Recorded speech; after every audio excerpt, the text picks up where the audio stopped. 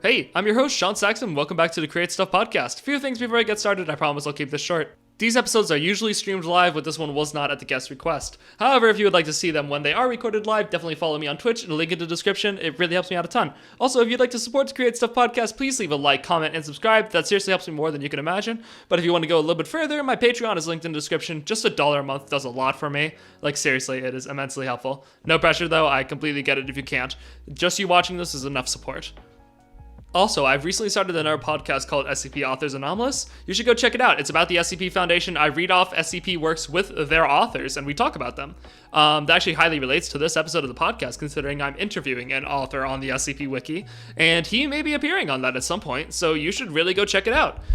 One last thing. I would highly recommend you go check out Randomini's work, The Cool War, before you listen to this podcast. It is an incredible series of writing, of tales on the SCP Wiki. You don't need knowledge of the SCP Foundation to get into it, I don't think, but it is amazing. It's one of my favorite works of fiction ever, and frankly, I'm super happy I'm having him on to finally get to talk about it, because I've been a fan of this for a really long time.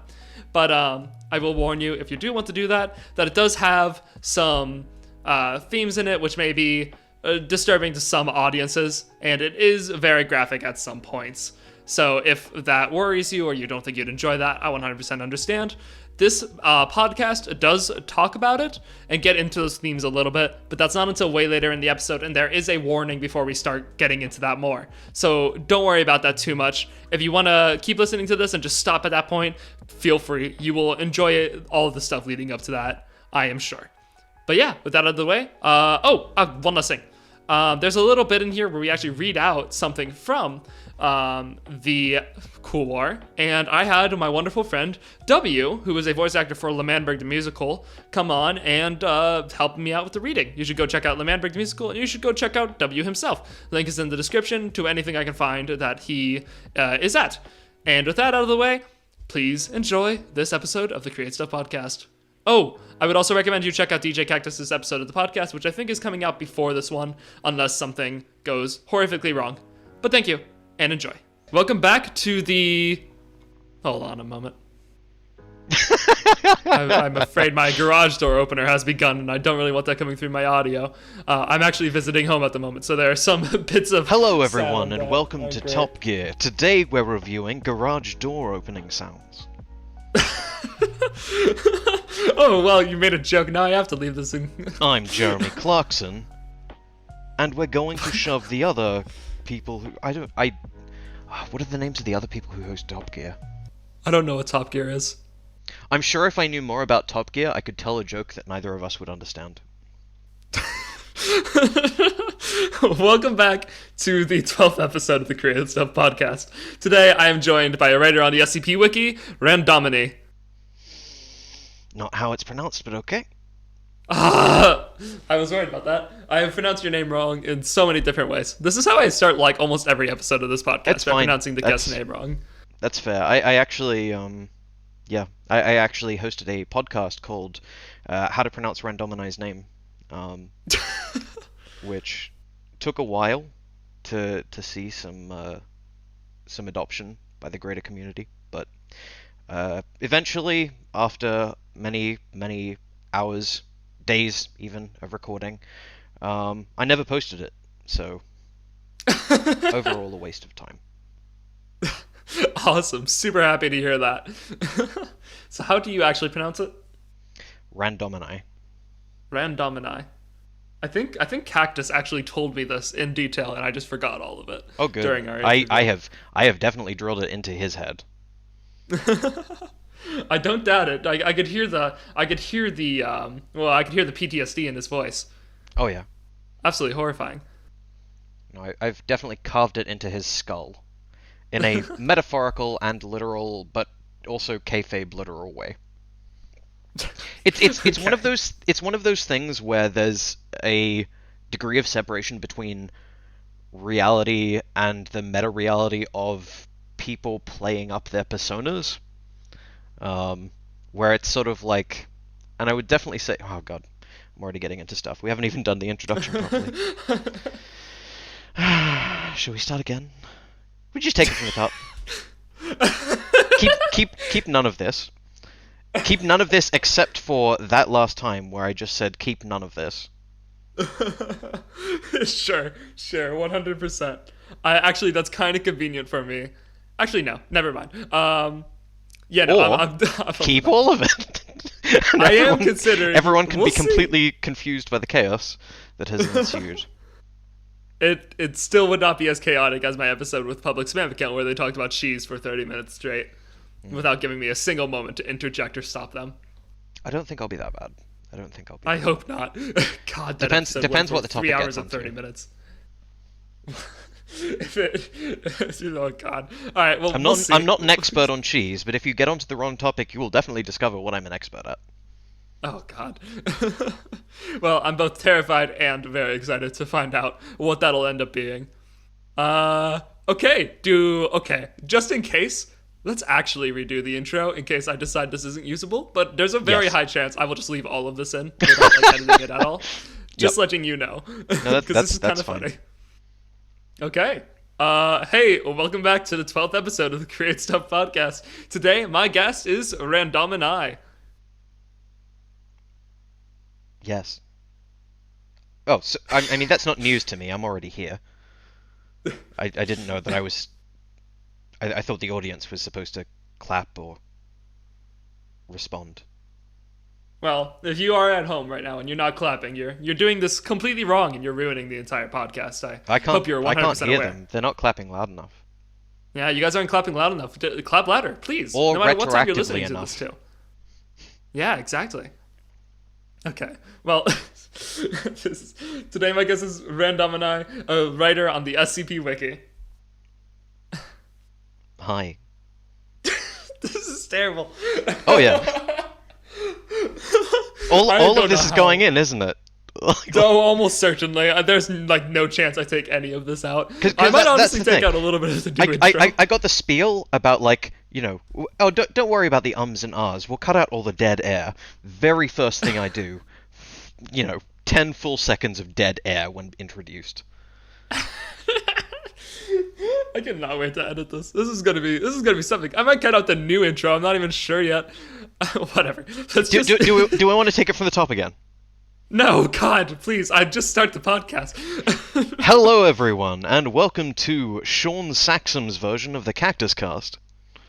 Oh God, really? Okay. You're really Welcome going back to Crate Cactus Cast now, Stuff, that ancient relic. the review show where we discuss the latest in crates and shipping technology. I'll be your host, Shaun Saxum, and with me today is Randomini. Randomini, please introduce yourself. Hello, I'm Randomini. I write stuff. Man, that is the perfect amount of dead air after having said that. You're doing a spot-on depiction of what I did. Welcome to the Dead Air podcast. You can put this on in the background and we won't disturb you at all. Perfect for when you're working. Also, this will be filled with ads. Feel free to just mute the tab. It's fine. Just give us your money, please. Do you know about that album? I forget what band put it out, but it was entirely very short tracks to play on Spotify, so they got the maximum amount of advertising revenue, and they just asked all their fans to play it 24/7. I've to never fund heard about that. I can't remember. I can look it up and link you after the fact, but it's pretty well known because it was entirely, hey, let's swindle Spotify to fund our next tour, and it worked. Oh my gosh. That's amazing. Definitely send that to me. That sounds perfect. Love that. Okay. How about we actually get started with asking some questions, huh? Yeah. All right. So you want to tell us what's going? Who are you? What are you doing? What's going on with you? Oh God, I wish I knew what I was doing. I wish I knew what was going on with me. So I'm Randomini. I wrote a few things for the SCP Wiki back in the day. Probably Cool War is my most famous thing. I wrote a few SCPs.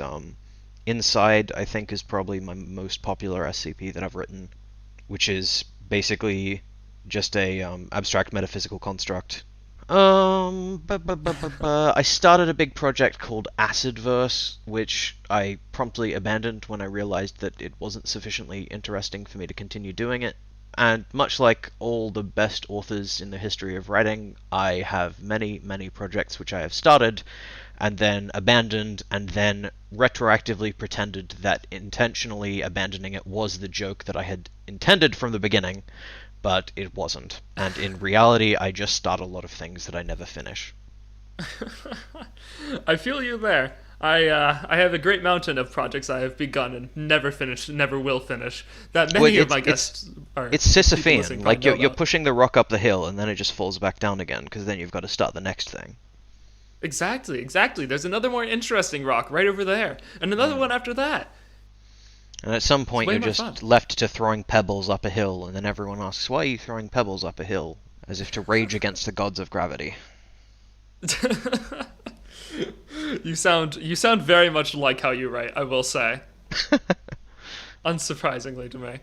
Okay, well, I honestly, okay, so DJ Cactus's interview was supposed to precede this one, and he was supposed to be the guy who gives, like, the overview of what the SCP Wiki is. And then we were going to go a little bit more in depth, specifically about your work, more than talking about the SCP Wiki itself.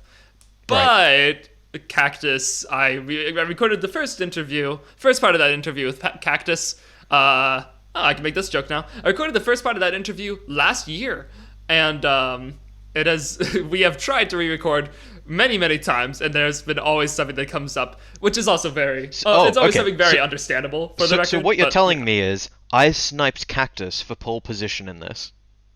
You might have. I honestly am not sure. Like, if I can get an interview with Cactus really soon, I might still put that one first so people know the SCP Wiki. No, okay. Here's the thing. like, If I do a better description of the SCP Wiki than Cactus does, then you've got to put mine first. I don't know if I want to ask both of you to describe the SCP Wiki. It sounds a little bit redundant. I'm not going to lie. Well, the thing is, you're almost certainly going to get some very different responses from each of us, right? Because we have very different opinions and perspectives about the whole thing. That is very true. That is very true. You know what? Okay. I mean, think I will say. I reckon, like, all those people you interviewed about the Dream SMP, if you were to ask each of them what the Dream SMP is, almost certainly you would get very different responses from each person. That is very true. If you were to... So the SCP Wiki could be characterized as urban fantasy, or, horror fiction, or all these different things, and ultimately it's all of them. Fundamentally, it's a fanfiction community where all the fanfiction is written about other fanfiction. It's fanfiction all the way down. Question now.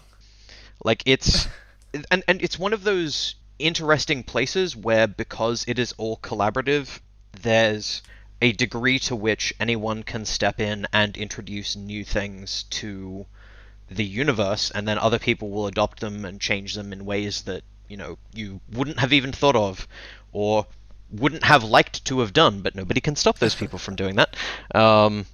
And so you get all these different takes. It's a degree to which it's exploring variations on a theme. Okay. And do you want to explain, like, to a much more basic level what the SCP Wiki is? Okay. So the SCP Wiki was originally developed from a very intentional contravention of copyright, where someone decided it would be funny to take a photograph which had been copyrighted of a very obscure statue and pretended that it lived in a puddle of shit and blood and killed people.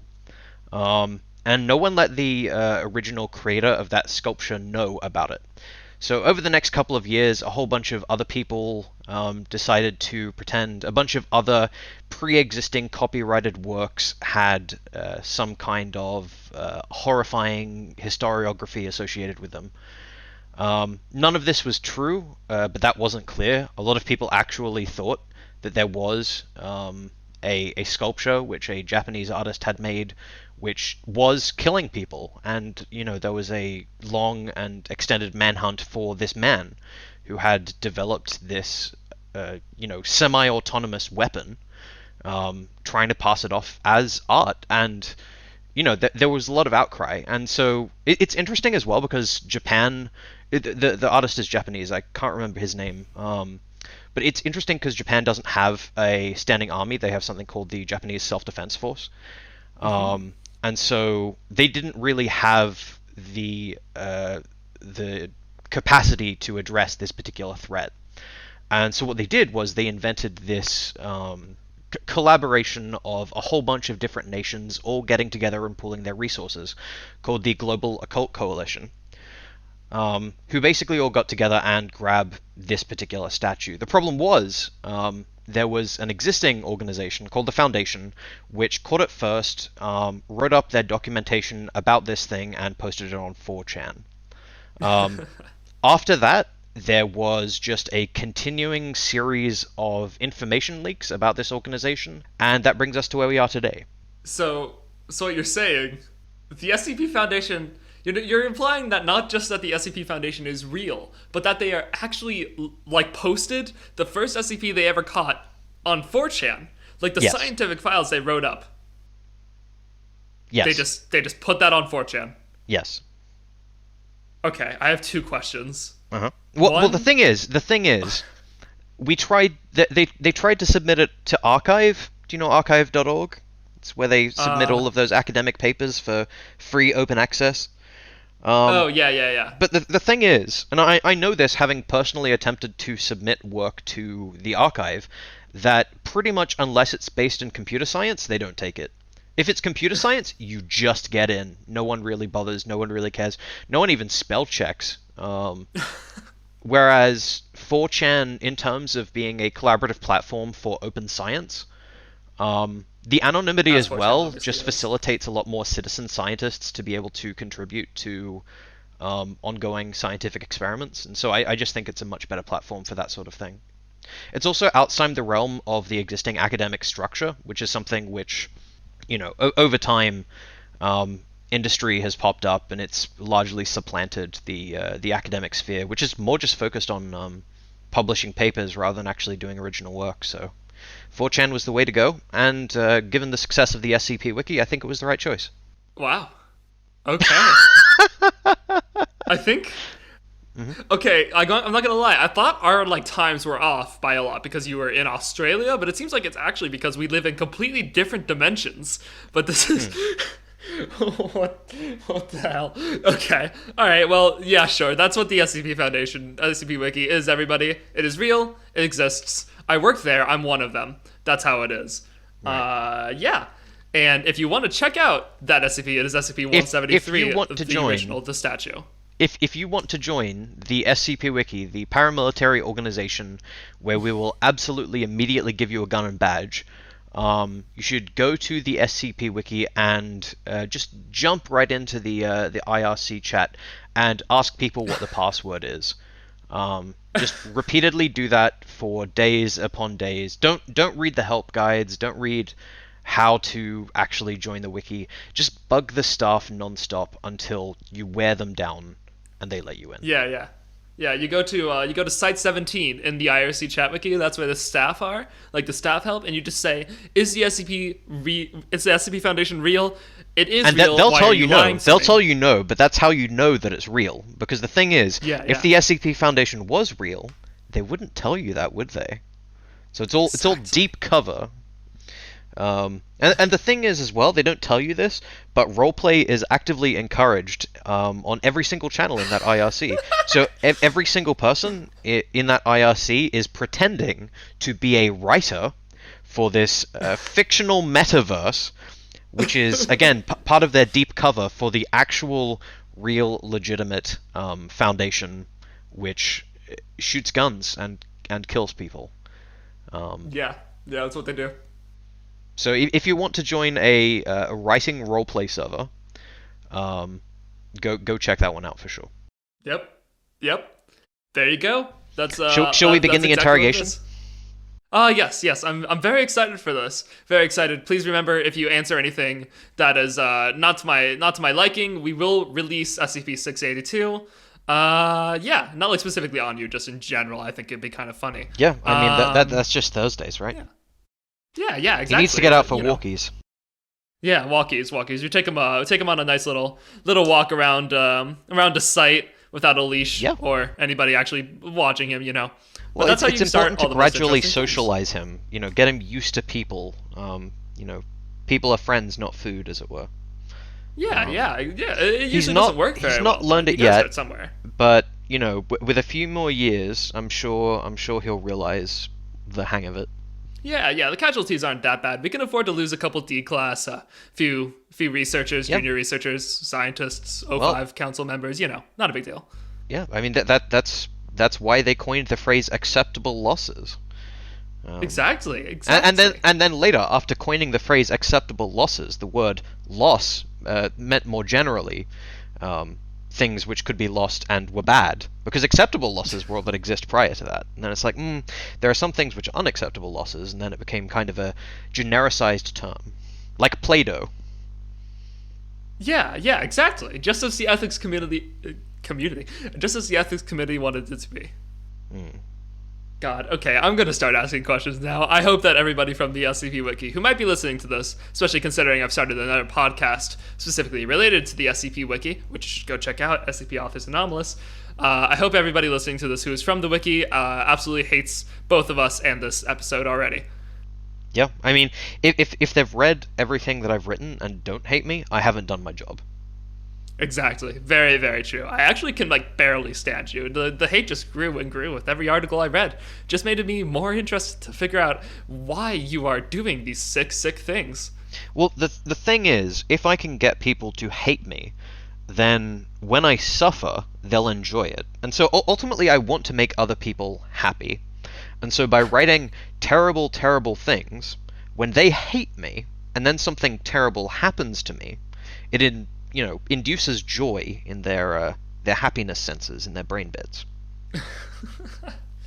Right, exactly. You're truly a man of the people. Well, there's a reason that the suffering artist is such a trope. It's because most artists recognize that the more that they suffer, the more people are happy. You think people actually like Vincent van Gogh's art? No, it's garbage. The reason that everyone is a big fan of it is because they look at Vincent van Gogh's life, and it fucking sucked. And they're like, well, at least I didn't paint as shittily as that guy. But on the bright side, he had a terrible and very short life where he was never really understood by his peers. Which is ultimately what every artist wants. They want to pretend that they want to be understood while not being understood. And I think that's just the point of art. Yeah, completely agreed. And if you're an artist and you're not doing that, you're doing it wrong and you're fake. Yeah, frankly. I mean, a lot of people say there's no wrong way to do art. But in reality, there's only one right way to do art, and there are many, many wrong ways. And exploring all of the different wrong ways to do art is a major component of what the modern art world is. I mean, we've already got good art. We don't need more good art in the world. You could just copy-paste the Iliad over and over and over again if we wanted more good art in the world. No. We're exploring on the fringes of the shittiest possible art, just for the sake of novelty and masochism, really. Yeah, and that's why on this episode of the podcast, I will be reducing the audio quality as much as I possibly can, and making it so the audio levels rise and lower in an unrecognizable pattern. Just overlay a few sinusoids, a city soundscape in the background. Have 3 channels in there for some reason, left, right, and bonus. Perhaps a director's commentary channel, which plays simultaneous to the other channels, making it completely indecipherable to anyone who hasn't manually gone in to edit the file and separate them out. Yeah. Here's a lawnmower and an airplane too, and it kind of sounds like they're fighting each other. So that's a side thing you can enjoy if you're not enjoying the actual podcast. Just imagine what's actually going on with those two. Trust me, it's very, very interesting if you use your imagination. It's called the theater of the mind. Exactly.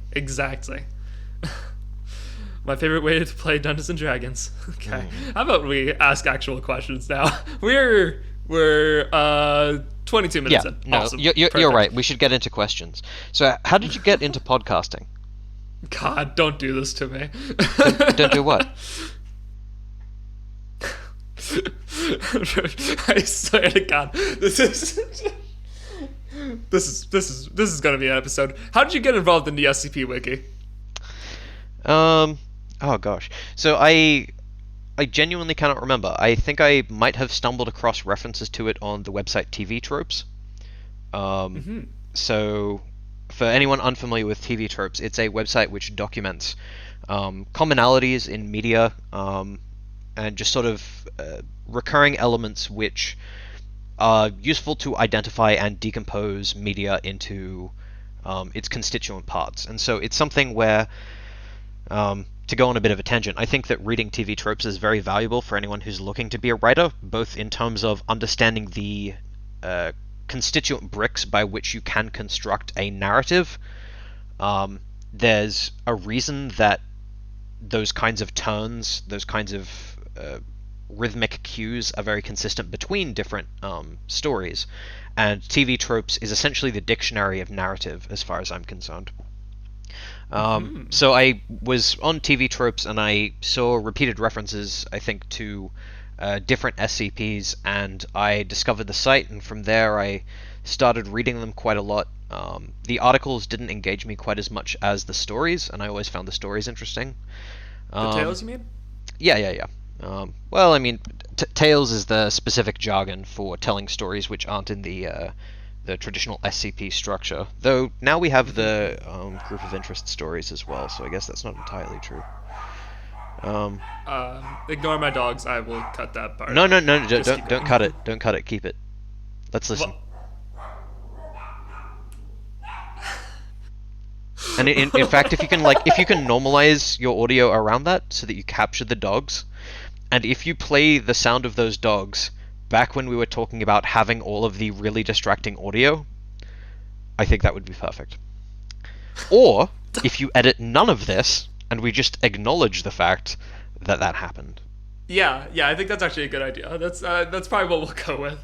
This is going to be a nightmare to edit. I feel as though there's two possibilities here. Either you're going to try and edit this entire episode and fall into a profound madness, or you're going to give up and the whole episode is going to be released completely unedited. I'm talking to the point of our audio on each end is just not going to be aligned whatsoever. So one of us is going to be talking to the other several seconds in the past. Well, I'm actually the thought occurs to me that I could just grab the entire audio thing in Audacity and by a fraction of a second reduce the speed. I swear to God, do not do this to me. And nothing's stopping me. And then you'd have to not just align it, but figure out what the fuck I had scaled it by.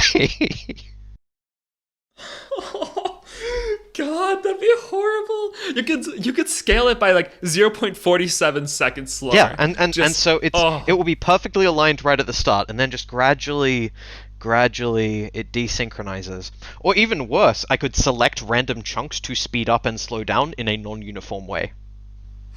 Oh God, this is terrible. This is the nature of adversarial collaboration. You know, I've got to come up with. Oh, okay, here's the thing, right? And this is, again, something that I've learned from the SCP Wiki, because the SCP Wiki is fundamentally built, as far as I'm concerned, of adversarial collaboration. So you post something to the Wiki, and everyone in response says, this is garbage, you haven't kept to the format, you can't, spell words correctly, because, in reality, you can spell words correctly, but you have intentionally misspelled words. I'm specifically talking about the many people who try and edit my tale, Wowee, Go Kill Yourself, who, for some reason, don't seem to fathom the fact that the typos are intentional. And that's not a joke. So many people have been like, hey, I'm gonna edit this, and it's like, no, stop, don't do that. That is actually impressive. With a title like Wowee, Go Kill Yourself, you'd think people would notice that the obvious. It's all lowercase, and it's just people are surely this is something which I'm supposed to correct. And no. And it's one of those things where, especially as someone who enjoys intentionally doing wrong things for artistic purposes, it is frustrating to have people miss it so profoundly and try and correct it. But on the other hand, that means they're getting it at one level lower than I was intending it, and so it's there's many layers of potential interpretation at play here. So I don't mind that much. It's mostly funny at this point. Okay, that is actually something that still happens? Not so much. I think mostly because it's just sort of reached stability. I think it was when it was when it was younger and when it was a more recent article, I think that people were more willing to try and edit it for those sorts of things. I still had people edit my articles for just editing my words to Americanize them, which is somewhat frustrating, but ultimately harmless. Sucks. Yeah, that is super annoying. I hate stuff like that. That's one thing about the SCP Wiki, though. Is anybody can contribute, anybody can edit stuff. Yeah. Thankfully, like, it's very constantly policed for, like, stuff like that, trolling and things like that, so still annoying, though. I mean, it very much depends on the sort of thing that you are writing. Like, again, I feel as though I set myself up for frustration in this regard, because the things I wrote about often intentionally used misspellings. So, egg on my face, I Very suppose. true. Yeah, you kind of did that to yourself. Well, okay, so just to very briefly claw my way out of the multiple levels of irony we are currently stooped in, the SCP Wiki itself, just very quickly, I think this is going to come out before Cactus's interview, because I'm not patient. The SCP Wiki is a big creative collaborative writing project about, like, kind of a thing with, like, so many different genres about this foundation, which is definitely real and definitely exists, that houses these things that should not exist, that defy the laws of science for one reason or another. Starting with the statue, which, when you close your eyes and when nobody is looking at it, it moves and it snaps your neck and kills you. This wiki has been around for over 10 years at this point. I think we're, like, reaching 13, or we passed 13, something like that. And Randomini was an author on... What did you just call me, motherfucker? A while ago. What did you just call me? Say my name again? Randomini? Yeah! I'm sorry! I've been pronouncing it as Randomini from the top, for a very long time. Explain all of that again, please. Okay, welcome back to the 12th my name episode of the Create Stuff Podcast. The SCP Wiki, it's Randomini. I'm sorry. Okay, that'll do. That's how I describe the SCP Wiki myself in as many words. So. Yeah. There's just a nice brief summary. I think is always well appreciated. So yeah, I'm gonna go ahead and sink back down into the sewage that we are both currently sitting in, and actually start asking you some questions. Yeah. So, if you want to know more about what the SCP Wiki is, wait until my episode with Cactus comes out, or if you're listening to this far in the future, watch it if it has already come out. Hopefully we actually eventually do the second part of the interview and he actually responds to my DMs at some point, but you know, that'll come eventually, probably, maybe. Could you tell me, okay, so you've already mentioned Wowie Go Kill Yourself. Would you mind telling me just, like, what's going on with that and what the Cool War is? Because that's as far as I can see, that's, like, the big thing you did on the wiki, and also how I found you. Yeah. So, gosh, I'll give some context around when it was written. So, when I was writing for NaNoWriMo, which is the National Novel Writing Month, ironically for a nation which I do not reside in.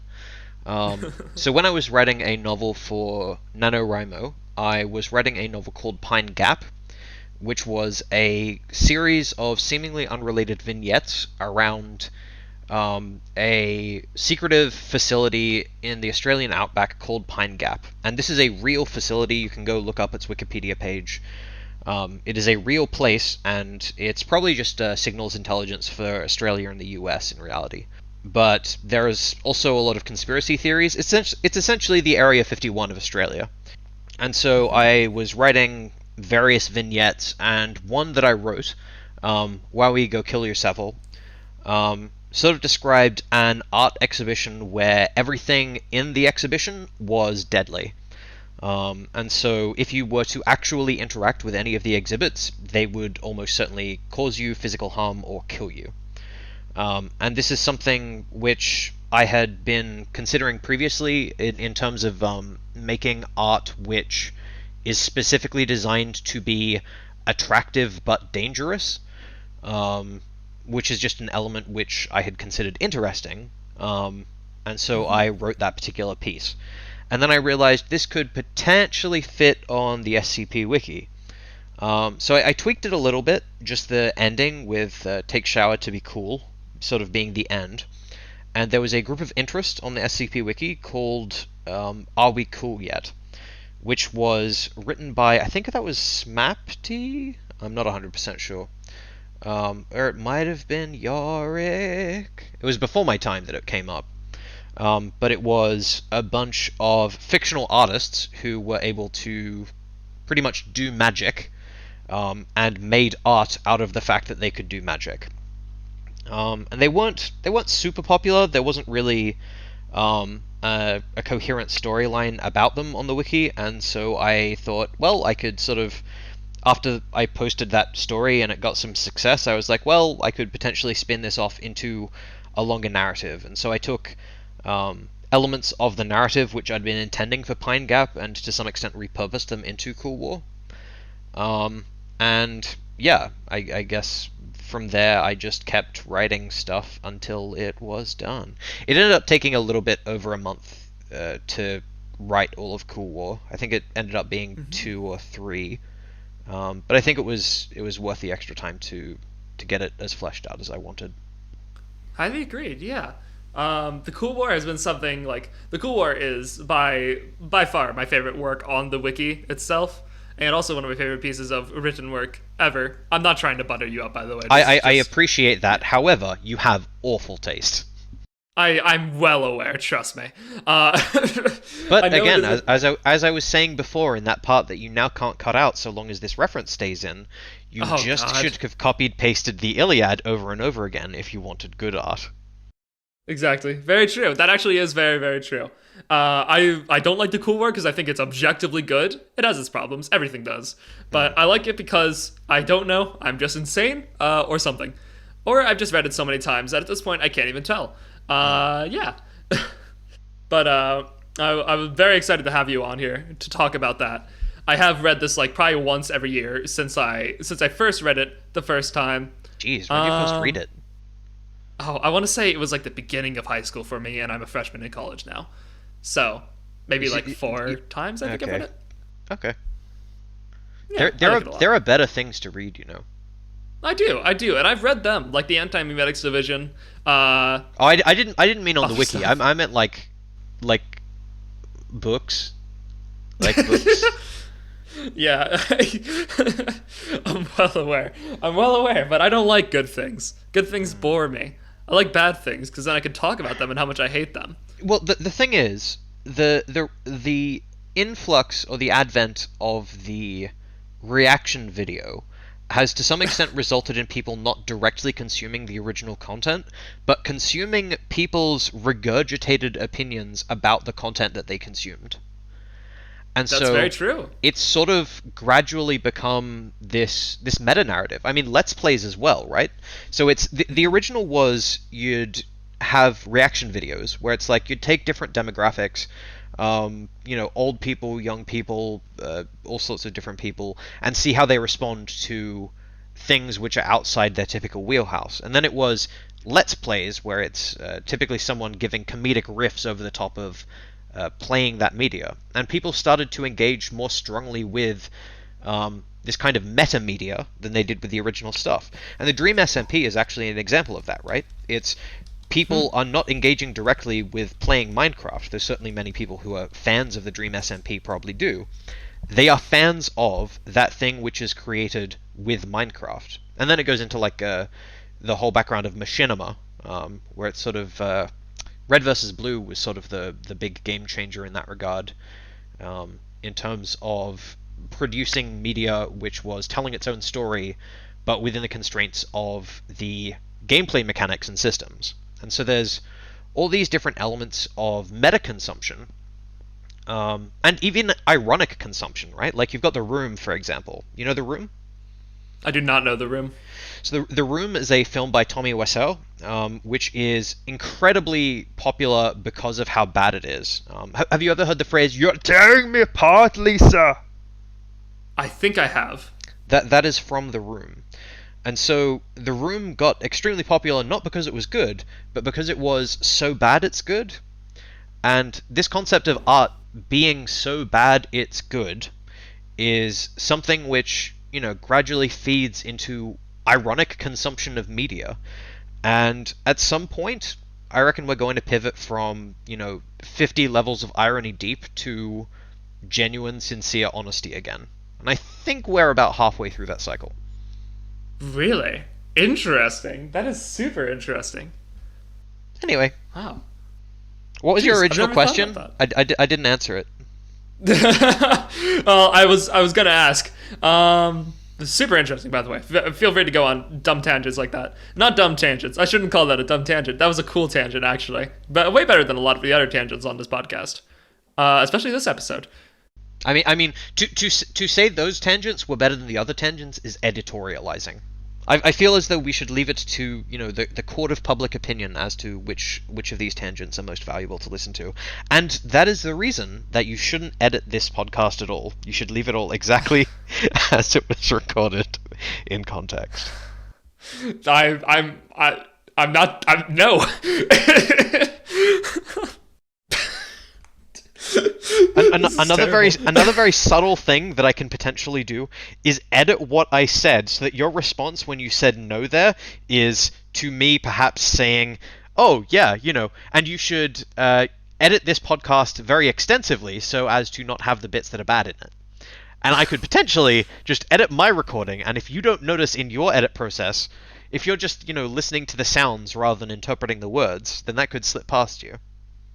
In fact, avid listeners will notice the 3 times that I've actually slipped it past Shaun already. So, keep an ear out for that. This is part of the very long-term ARG that when you listen to Cactus's podcast, he's definitely in on it too. He's going to tell you he's not, but he's in on it.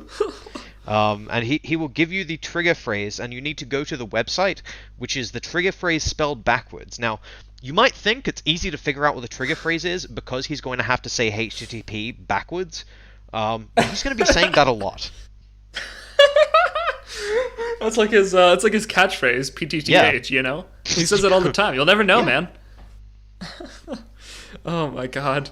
We're 40 minutes in. This is actually this is public spam account level of not answering questions. This is actually impressive. Okay. I'll answer an actual question. It's got to be a good question. Okay. If there is one question that you want me to answer, ask it now. Okay. Well, can you tell me what the story of the Cool War is? Let me just pull it up and read it. I'm just full reading of the Cool War right here. So the Cool War is about an artist, Ruiz de Champ, who was the one who created the very dangerous art exhibit that I was talking about before.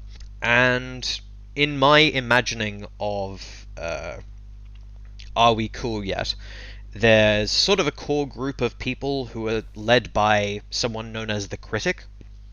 And Ruiz de Champ is sort of raging against the machine of existing criticism, right? He just doesn't create his art to be interpreted and he is not creating things for people to consume and explain to other people, right?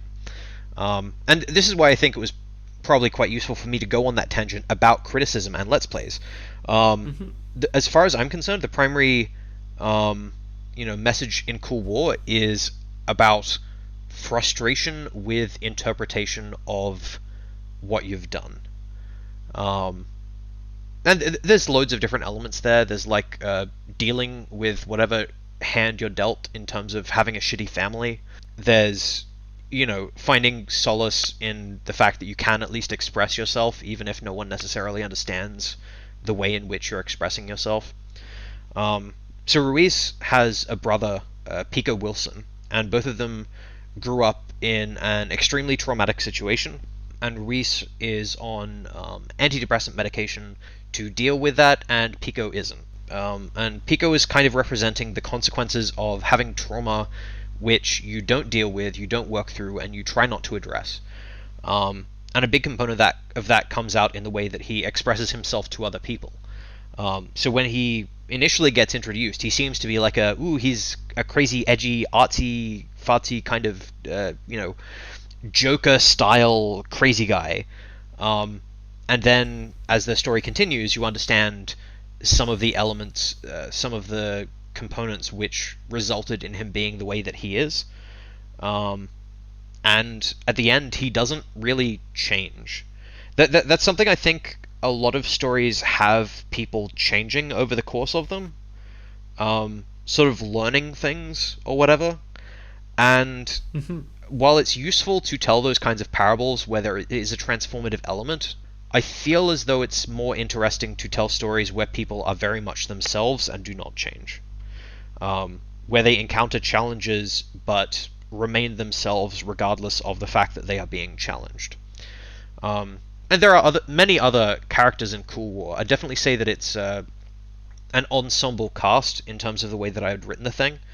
And that's kind of drawing from other media that I'm a fan of. So probably my two favorite animes are, well, anime slash manga slash light novel, etc., are Durarara and Bakano, both of which follow an ensemble cast, sort of going backwards and forwards in time and exploring all the different elements there. I'm a really big fan of the Marvel comics. There's a lot of long, overarching storylines, which can, end up in really interesting places. There's an element of narrative maximalism, which I'm a fan of, in terms of having lots and lots and lots of different story elements all just moving past each other. And in terms of the history of that kind of genre, I'd actually trace it back probably to French writer de Balzac in his series The Human Comedy, which was essentially a whole bunch of not entirely disconnected vignettes, but a large number of stories which were all being told about French society at the time. And so he was sort of trying to fully encapsulate as many elements of what he was writing as possible in the way that he was expressing it. Another artist who I'd probably compare myself to is what's his name? Fuck me. Keep all of this in. Keep my confusion and inability to remember. Henry Darger. Fucking Henry Darger. Okay. So Henry Darger was a janitor who worked for years and years. He lived a relatively unremarkable and boring life, and after he died, they found a 15,000-page manuscript basically outlining his story of the Vivian Girls, and it was kind of this pseudo-Christian savior narrative where it was these girls fighting against, like, slavers and all sorts of crazy shit, and he just kept that to himself. And there's elements where I would both compare myself to these particular artists and also say that Cool War itself is a tribute to this way of storytelling. I'll also say, I've never read The Human Comedy, and I've never read Henry Darger's story of the Vivian Girls. It's something, however, that I'm a fan of the idea of it existing. And in a way, when I was criticizing those people who only consume the regurgitated consumptions of what other people have interpreted out of those works, that is exactly what I'm doing with regards to Darger and de Balzac. De Balzac is also incredibly well known for drinking a fuck ton of coffee. There is a really, really good story. It's like a short story that he wrote about how, when you drink your first couple of cups of coffee, you're sort of getting engaged and everything. And then, you have darker cups of coffee, you're basically just having large mugs of espresso, and then you just start chewing coffee beans, and then you just start eating handfuls of coffee beans so as to give you caffeine. He was a fucking nut job, but very famous, very well known, and made, weirdly enough, probably good art that I've definitely not consumed. So that's the narrative of Cool War, and hopefully that's a reasonably self-contained explanation of what I've written. Do you have any questions beyond that, or? Yeah, no, I think that's where we'll end the podcast. I think we're all good. No, I do have a little bit more. Like the whole list I sent you. I still have a lot of stuff I want to talk about. I cannot tell how ironic you are being with that question, honestly. Well, much like any art, it's kind of the things which inspired it. And again, this is going back to how I'm a really big fan of TV tropes, right? Because it is, in a sense, meta-analysis. And then, something which I find interesting is that there are meta-analyses of TV tropes. Like, TV tropes itself is something which you could artistically analyze, right? Like, the particular interconnectedness of the website TV tropes is something which has particular tropes associated with the way in which the tropes are presented. Like, there's fuck tons of layers there, right? There's a degree of hyper-analysis that you could get engaged with about learning more of this shit. I'm scrolling through and I can't find your list of... Oh, there's all the questions. Sorry, I was just stalling. My brain wasn't really engaged with whatever I was saying beforehand. Okay. All stays in. All right. All So, right. quick fire question. I'm just going to work my way through the list. I'm going to interview myself now. Because you've What? made the mistake No. of sending me through all the questions. So, how did I get involved with the SCP Wiki? We've hit on that. What was my first article? Is it still up? I think my first article was SCP 1314. And that one was actually written about I'd been playing the video game Pokemon Trozy, which is kind of a match 3 or match 4 game. And I got quite sick. And so my sickness-addled brain started obsessing over this game to the point where I was mentally simulating it. This is much in the same way as people who play a stupid amount of Tetris will dream about Tetris, right? And so this story, this SCP that I had done was essentially about that kind of idea of it's a piece of paper, and when you read it, it compels you to mentally simulate a universe, essentially. But again, in my sickness, while I was obsessing over this thing, the fact that I could not stop thinking about it was profoundly frustrating and distressing. And so that's something which I was trying to communicate by it. And eventually, my obsessing over it got to the point where it felt like my brain was going to break, and the only thing which gave me reprieve from it was sleep. And so in the way that I wrote it, essentially the simulation that people are compelled to mentally perform got progressively more complex until their brain just wasn't able to keep track of all of them simultaneously. And so that's sort of an explanation of my first article. And I believe it is still up. Okay, nice. Why do I write for the SCP Wiki? I'm just going to take over. I'm just going to take I've over noticed. from you. I don't think I can stop you at this point. Oh, actually, wait. One more thing before you continue. Something about something you said 20 minutes ago or something. I think it's very, very ironic that you mentioned how people are now consuming just other people's interpretations of works more than the works themselves. Especially considering on this podcast, people will probably listen to this and never read the Cool War. Well, that's the thing, right? And then so I did a podcast called The Thing Randomini is Making Me Do, which was entirely to take the piss out of exactly this. I take the piss out of this concept a lot, but specifically, it was a reading of all of the website pages which no sane person would read. So there's loads of voice actors like the Volgan, or a whole bunch of different people who specifically have their YouTube career out of reading SCP articles, and it sort of made me think, what happens when those people get to the bottom of the barrel in terms of the content that other people have made and start reading internal systems pages of the SCP Wiki or the entire list of authors on the SCP Wiki? And so it was to some extent a characterization of the kind of derangement which people get forced into when they end up at a creatively bankrupt point, where it's not even a transformative element. Like this interview that we're doing, I would consider this transformative. There are definitely things that you would get from consuming this interview, which you wouldn't get from consuming Cool War, right? I would arguably say, there's elements here where we're touching on meta commentary and what Cool War's about, but this is an interview which is, in my opinion, and obviously I'm the one talking, so of course I'd think this or I'd shut up, but in my opinion, it's worth listening to this podcast as distinct from reading the thing that this podcast is about, right? Right.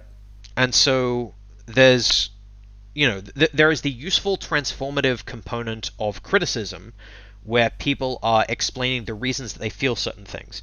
And again, going back to TV tropes, this is something which I find TV tropes does very well, but the transformative element of just reading out a SCP or reading out something which was originally textual, there are, and this is not to trivialize the fact that you do need to perform some kind of editorializing when you're doing those kind of readings, or otherwise they're incredibly dry. But just the prospect of, actually, to go to a better point, it would be for every, one channel which does genuinely engaging or interesting reaction videos. So the original reaction, well, maybe not the original reaction video channel, I'm not sure, but probably one of the most popular reaction video channels specifically goes out and gets young people and old people and presents them things that they wouldn't otherwise see. So that is interesting to observe because it gets you to understand the way in which that category of people's minds work. And then for every one of those, you have thousands upon thousands of channels where the let's watch is this person mostly just watching something and occasionally laughing and not really giving any transformative commentary to the thing.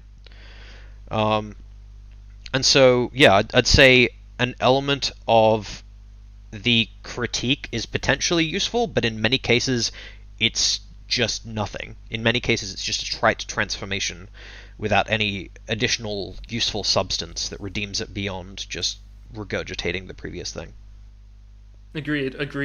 That is part of that is why I did SCP authors and why I'm doing SCP authors anomalous, because like I like the idea of doing SCP readings, because reading stuff out like that's really interesting is fun to me.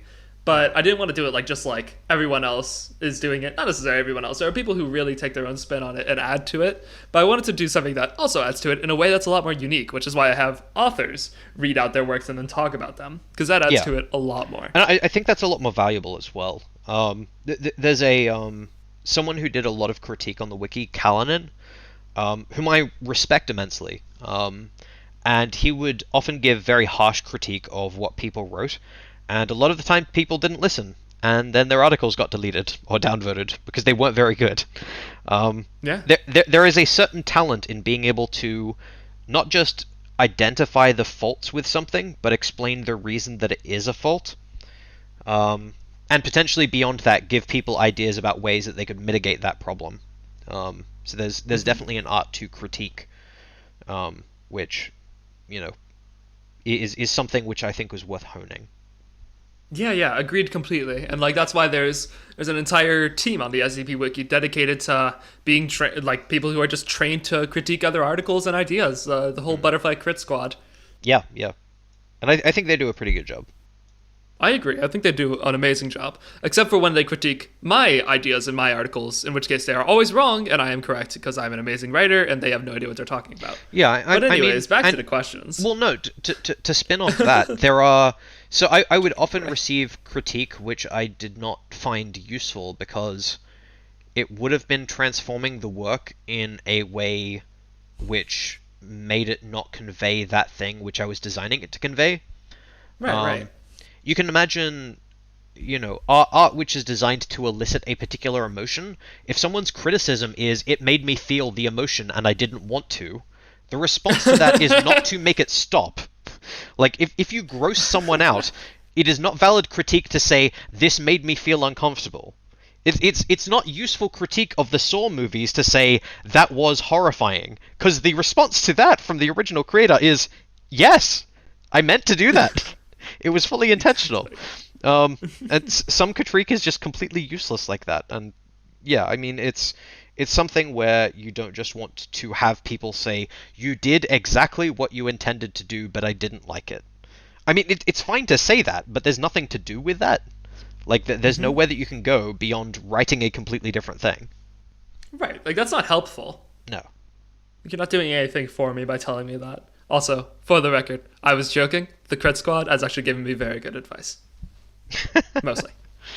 Mostly. Disclaimers to your disclaimers to your disclaimers. Yeah. Look, Glenn. Look, there's some things. Let's not talk about it. Anyways. One particular member of the Crit Squad. You know who you are. We're not going to name you here because that would be unacceptable. But you know who you are. You know what you did. We know what you did, and you should feel very bad about that. Yeah, and we will never forgive you. No. Yeah. And if you'd like to try and figure out who they are, it is actually one of the answers for the ARG that we are setting up throughout this entire podcast. So you can figure that out for them. And if you do find it, congratulations. Please feel free to go dox them and harass them for it. We highly encourage this. It's the answer to crossword down clue number 7. So you can fill that in on your bingo card.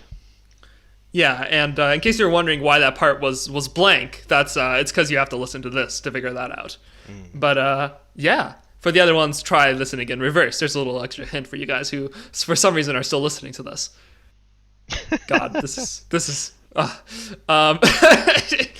Okay, why do you write for the why the SCP Wiki? What about the SCP Wiki drew you in? To give the honest answer, there were already people there. Oh. It is, and this is something that I want to argue with a lot of fan works, right? So again, going back to the previous interviews that you've done with the Dream SMP. So, firstly, the Dream SMP primarily, in my opinion, got popular because of the popularity of Minecraft. It's the sort of thing where narratives were being told in that story, and again, I'm not super familiar with that story that's being told, but there are, layers on top of the existing story which is being told, and because Minecraft was popular, because videos about Minecraft were popular, Dream got popular. And then those people whom you've interviewed have done fan works of the fan work of Minecraft, right? And then you have interviewed them, and you have done a fan work of their fan work of Dream's fan work of Minecraft. When you're interviewing the I can't remember her name, the one who worked on Pokemon Uranium. Oripoke. Oripoke, yes, exactly. So again, that's something where if you create a Pokemon fan game, Pokemon has an existing fandom. So if you create a Pokemon fan game, there are definitely people who will go in and check it out. It's a sort of thing where it certainly could be an original work, but it's much more difficult to get people to pay attention to something completely original than it is to, hijack the existing thing. And again, this is not a new thing. Back in the days of serial fiction, Sherlock Holmes, for example, there were many Sherlock Holmes stories which were not written by Arthur Conan Doyle. I could point to Neil Gaiman, right? So Neil Gaiman wrote, I think it's called A Study in Emerald, which is like a Lovecraftian take on Sherlock Holmes. And so it's kind of those people who are looking for more Sherlock Holmes fiction can find there.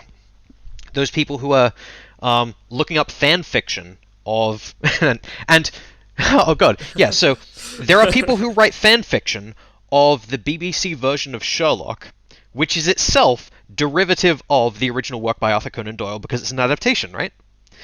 So there are people who write fan work of the BBC production, which is itself a fan work, essentially, of the original story. And the barrier as well between a fan work and an adaptation is pretty blurry, especially when it comes to comics, right? Because nobody writing Superman or Batman comics today was alive when those characters were created. Nobody. All of those stories are just, officially licensed stories which are continuations of the old ones. But even then, there's no word of God anymore. Those authors are literally dead. And, if you were to compare modern Batman stories, for example, to the original Batman stories, he has changed so completely and profoundly in terms of the tonality. You look at the kind of 1960s Batman, where he's kind of fighting the Joker, who's doing all of his tricks, and then you look at the modern-day Joker, whose father was a drinker, and he had a horrible alcohol abuse problem, and he's got his scars on his face. And it's just such a complete transformation of that work that even the idea that their disapproval would matter seems absurd. Like the fact that the creator of Batman might not look on the modern day depictions of Batman favorably. Who cares? The idea that, the creator of Sherlock Holmes wouldn't necessarily like the BBC adaptation of Sherlock Holmes, it doesn't matter. People like that as distinct from it. And similarly, when people are reading the fan fictions of those works, it doesn't matter that those are transformations. People are allowed to be fans of things.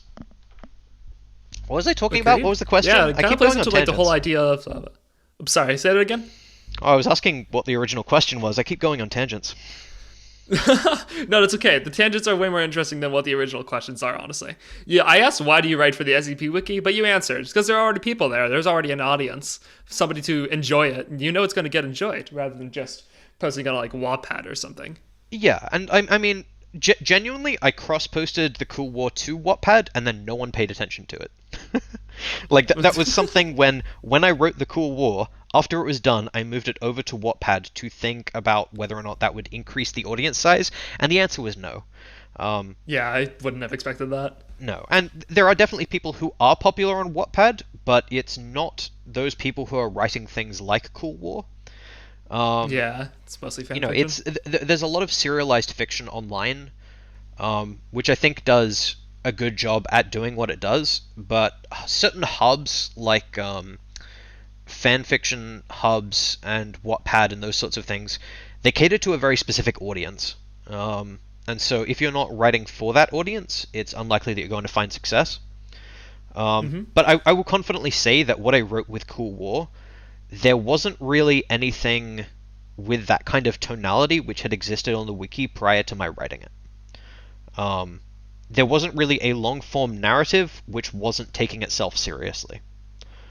But then, yeah, even saying that Cool War doesn't take itself seriously is kind of up for grabs, right? It's one of these nebulous things, which is true of the SCP Wiki itself. Agreed. So in terms of why I went to the SCP Wiki rather than, for example, a fanfiction community about something else, is because the SCP Wiki is fanfiction all the way down. Because obviously whatever I was going to be doing was a derivative work, but all of the other works there to be compared to are also derivative works. It takes away the entirety of the conceit that the derivative works are in some way lesser because of their derivativeness. Yeah. Okay. Awesome. Makes complete sense. I agree completely. I don't think Cool War could have done as well as it did on the SCP Wiki anywhere else, honestly. No. It's just that kind of work. Okay, we're an hour in. I think it would be good if we took just a little break here, because I have to use the bathroom mostly. Don't stop your recording or anything, just leave it going. I'll cut out the silence. Yeah, and when I return, we will continue. I will say, right. I'm not going to ask every question on this list. Like, I never go in with that being the expectation. I just have a lot, because you never know where the conversation's going to go, and I want to be ready for wherever it does go. Yeah, all good. I think I can probably go through the list, though. And seeing as you're going for a piss anyway, I will take the reins and do that myself. You let me know when you get back. I'll just keep answering questions, okay? And because I'm going to be doing that, you have to leave all this in. Fuck you. No, why would you do that? I'm gonna ask questions again that I don't know. And you're going to ask questions that I will have already answered in this intermission. This is so. Your alternative is hold it in. You didn't expect to get coerced in this podcast, did you? But you're now in this situation. You're now in this situation where you have given me direct authorial control over your bladder, and you have made a mistake, my friend. You should have just said you were going to get a drink or something, but no. Every word I say is preventing you from going to the bathroom. You're welcome. I'm going to go use the bathroom now. Oh, yeah. If you start answering questions, I will take this out. I mean, that's your loss, my friend.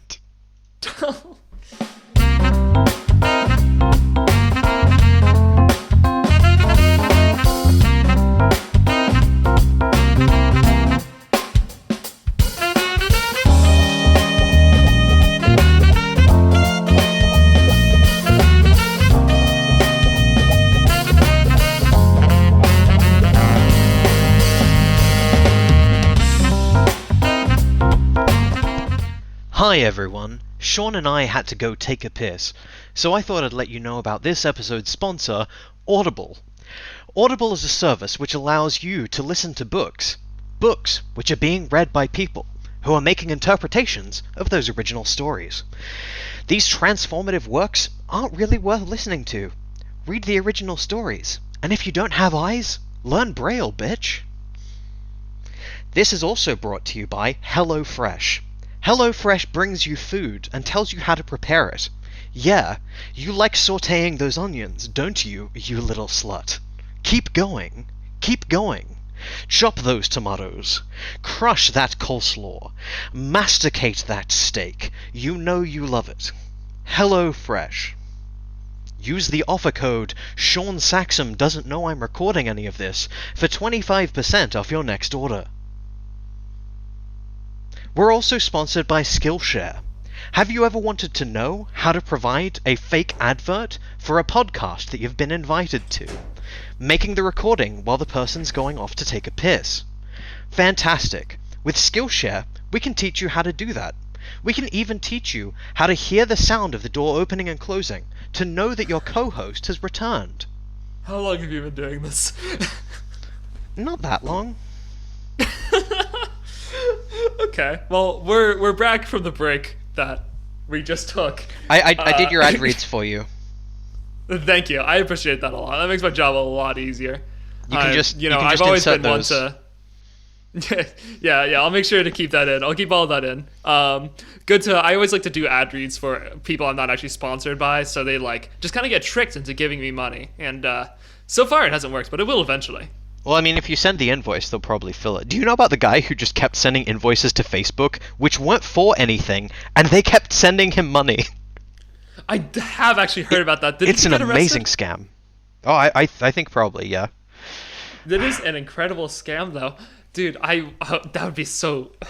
You have to wonder how many other people have tried doing this and haven't been caught. Like, there has to be someone out there who's still, like, successfully doing this with some company, right? The best part is, right, if you have an offer code, which is an offer code for a different podcast that you're a fan of, you could do an ad read and say, and if you want to do this, use the offer code, and then you give the offer code for this other podcast. So people who use that offer code will see that it is a valid offer code, it's just not yours. Yeah, and the benefit I would gain from this is giving someone else money. Yeah, it's like using Patreon money to fund someone else's Patreon. It's just the creative circle jerk, as it were. Okay, brilliant. That's a very good idea. I'll keep that in mind. You've given some wonderful sage-like advice here. Okay, There's back a into the reason that questions. sages died out. Because they didn't give good advice. Okay, back into the questions. Okay, so I'm actually going to skip quite a bit ways down the list because I have some other stuff I'm more interested in asking than other things. So do you have any plans to return to the SCP Wiki at some point? Nothing concrete. It's a sort of thing where there's definitely a lot of story threads that I can pick up on. And occasionally I've popped back in and I've, added some things into the Cool War 2 and Cool War 4 canons. But in terms of returning to Acidverse, I think that was a context where I probably overcommitted too fast, especially like fresh off the heels of Cool War. And then just, more real-world obligations, that sort of thing. I just didn't have as much time as I used to be able to do these sorts of creative pursuits, unfortunately, because again, it's something Completely which fair. I do enjoy writing as a hobby. It's something that I'm very enthusiastic about. But to the extent that I still write, most of it I keep relatively private at this point.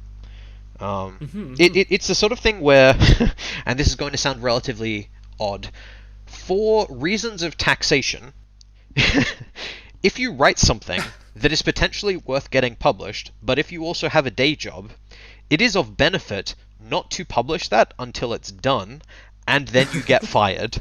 So it's this situation where, if I were to get fired from my job, I do have some things which would potentially fill that gap. Well, I guess that's somewhat of a safety net. That actually does lead well into one thing I really wanted to ask. Do you think it's actually a good idea to write for the SCP Wiki as an author? I would say that there are some very valuable skills that you can learn. I would say that... So there are a lot of people who have tried to, in a very direct way, make money off writing for the SCP Wiki, and it doesn't work. It's something where you look at the Patreons of any of the big SCP Wiki creators, and you compare those to someone like the Volgan, who's making, I think a few $100 for every video that he does. It's just not comparable. And it's in this weird situation where someone making videos of reading the content is able to get better funded than the people who are writing the original stuff. And I don't want to say that I necessarily resent that, but it is a bit frustrating. And it doesn't need to be anyone's full-time job, that's the thing. You've got the category of people who want to make writing their full-time job, who want to see returns on their investment of time, and then you also have the people for whom it's just a hobby. But it's the sort of thing where if it's a hobby and you're really enjoying it, you want to be able to spend more time on it, and you also need money to live and not be homeless. It's the sort of thing where it's not necessarily money grubbing, it's trying to be able to spend more time doing that thing which you really enjoy doing. And realistically, you need money for rent, you need money for food, you need money for etc, etc. With that said, I would say that the SCP Wiki is an amazing place to improve at your writing. It's an amazing place to get feedback on what you're doing. it has a very active voting community. It has a very active commenting community in terms of being able to get feedback on what you're doing. At the same time, it's the sort of thing where the structure that's in place in terms of when you're writing an SCP, it's kind of this little gem of a concept which you're kind of refining to, very precisely do a certain thing. As time's gone on, SCPs have gotten longer, which, it's neither good or bad, it's just the way it is. Older SCPs tend to be smaller, they tend to be more self-contained, and to some degree, newer SCPs can be longer, and so they often end up being longer. I prefer to think of SCPs as narrative gems, or conceptual gems, in the sense of highly refined, sufficiently short to consume in a lunch break, for example. I think that easily consumability is a major component of why the SCP Wiki became popular in the first place. It's the sort of thing where if you're taking your lunch break, you can read an SCP or two and get back to work. But if you're reading one of these gargantuan, many, many thousands of words long, that's something where you've kind of got to sit down and commit an evening to it. You can't really do it on the bus ride. So it's valuable insofar as it gets eyes on your work. It's a good stepping stone for people to potentially get into paying narrative work, but it's also not something that you should expect to get paid for. I do not regret writing for the SCP Wiki. I think that's where I'll end it. Hey, thanks for listening so far in. I just wanted to warn you, as I said at the beginning of this podcast, this is around the point where we start getting into some more sensitive subject matter, including topics of suicide and other things that the Cool War itself actually does kind of include and talk about. So if that bothers you, you should probably stop listening to the episode here. Thank you so much for making it this far. I appreciate that a lot. If those topics do not bother you, or they don't bother you a lot, then enjoy. We don't get super deep into it or like really detailed, but the story of the Cool War does include that as like something that happens in it. So, I wanted to give you this warning just to be safe. Thank you so much for listening. I hope you're having a wonderful new year. Okay, I kind of want to return to the Cool War and ask you a little bit about that. Because there's like... Okay, yeah, so there's a lot of stuff in the Cool War that... Okay, well, let me say this. Listener, you should really like... I would say if you have any plans to read the Cool War, this is probably a good time to stop listening to this and start doing that. Not necessarily that you have to, but if you plan to, some spoilers might be coming up. It's more valuable. I'm just going to say, if you don't want to find out that Ruiz kills himself, stop listening now. Oh, okay. Wow, jeez. Just throwing that big plot reveal right out there, huh? Yep. Got it. Okay. In the last tale of the Cool War, Wowie, you killed yourself. There's like a lot of sections that I just wanted to ask you more about, like what was going on there. If you're willing to say a little bit of what was going on in your mind or what's actually happening. Yep. The parts between Pico and the second person reader, I think. Sections like this one. I met a wise man. Once. I climbed great mountains and crossed vast chasms, and found him sitting in the center of the world. I asked him who he was, and he told me he was a student. A student of who, I asked. A student of the only teacher, he said. And there are other students, I asked.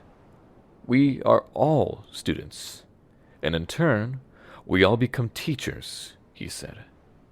I asked him who he was. He told me he was the Buddha. Unfortunately, a different wise man told me this. If you meet the Buddha on the road, kill him. The snipper spun around, grinning. So, of course, I slit his throat. There were no corpses. The corpses reminded him of the dead, and the dead reminded him of his brother. His brother was dead. Ruiz was dead. What a fucking spoil sport. Where are my Korswitzers? Let them guard the door. Such a disappointment. There is nothing either good or bad, but thinking makes it so. Then why think? Why think indeed? Here I speak plainly. To you, dearest brother. To you. Pico walked to the wall, picking up a bottle of vodka and pouring it into his open mouth, speaking and sputtering through a stream of alcohol. What's the purpose? The meaning? The raison d'etre, I would say.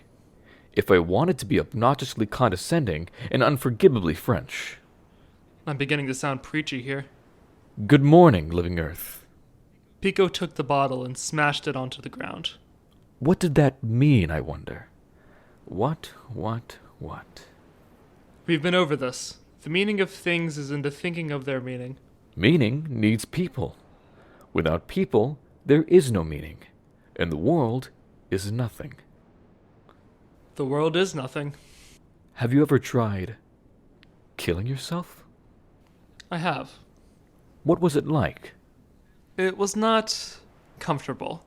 I expect not. Then you expect correctly, Figment. Figment? Figment. A figment is all you are. You would know better than I would. I certainly hope so. A good figment, though.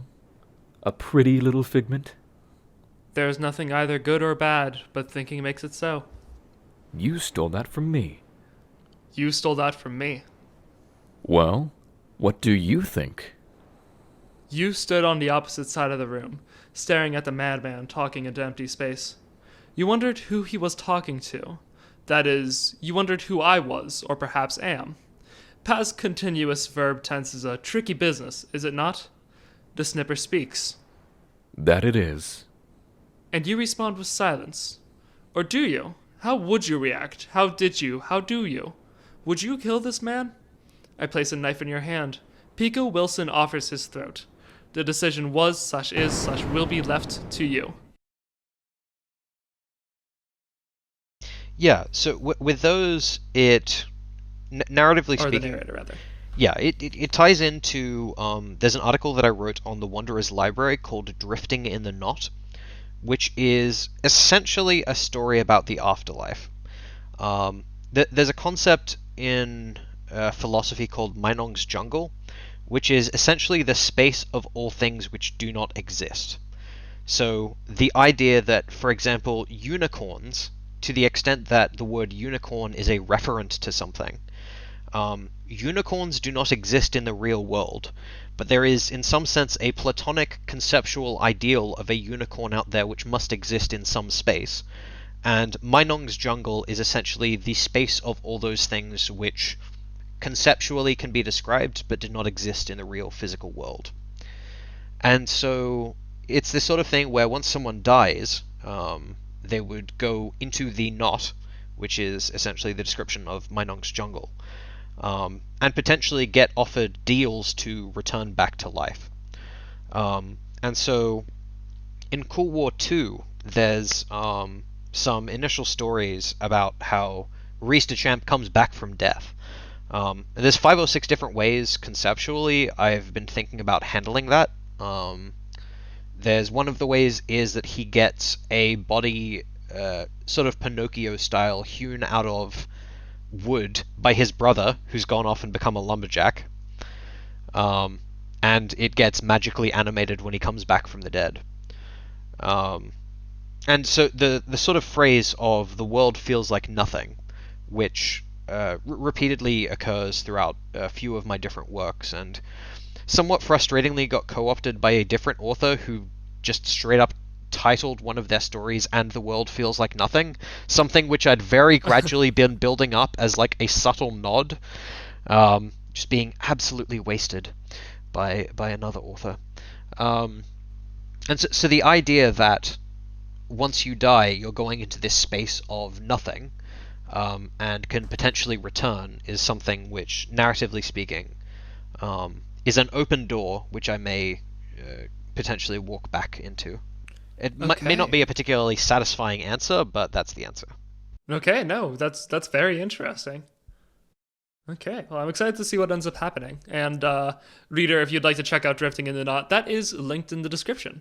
Also, just so you know, the Wanderer's Library is a sister site of the SCP Foundation that Well, that's all I'm going to tell you. There's a lot to the Wanderer's Library that I could explain, but I don't need to spend 10 minutes on that here. I think we did talk about it a little bit more in Cactus's interview. What else on this list of questions are you particularly interested in answering? I can just quick-fire question round. All right, yeah. Let's go. I'm tempted to go through and answer all of them sequentially.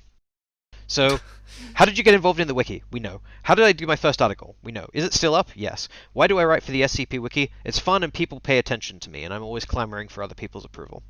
How do I get inspiration from my writing? All writing is derivative. All writing is recombinative of other things that you've read. If you want to get better at writing, if you want more inspiration, you need to read more things, you need to consume more things. Okay, hold on. I'm going to stop you real quick. Yep. Let's start from how do you get inspiration for writing, but let me ask the questions. I'm asking the questions here, buddy. Randomini, please don't do this to me. You mispronounced my name again. Run.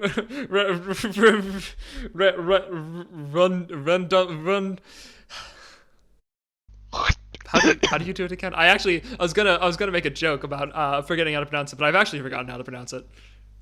You should listen to Randomini. You should listen to the podcast Pronounce Randomini's name. It's got, Randomini. I think, about 57 episodes, and it doesn't actually exist. Is that actually a thing? No, it's not. That was Oh. so one of the episodes of the thing Randomini is making me do is I took audio from the latest Cactus cast where he talks about that particular podcast mostly just being a joke and not to listen to it.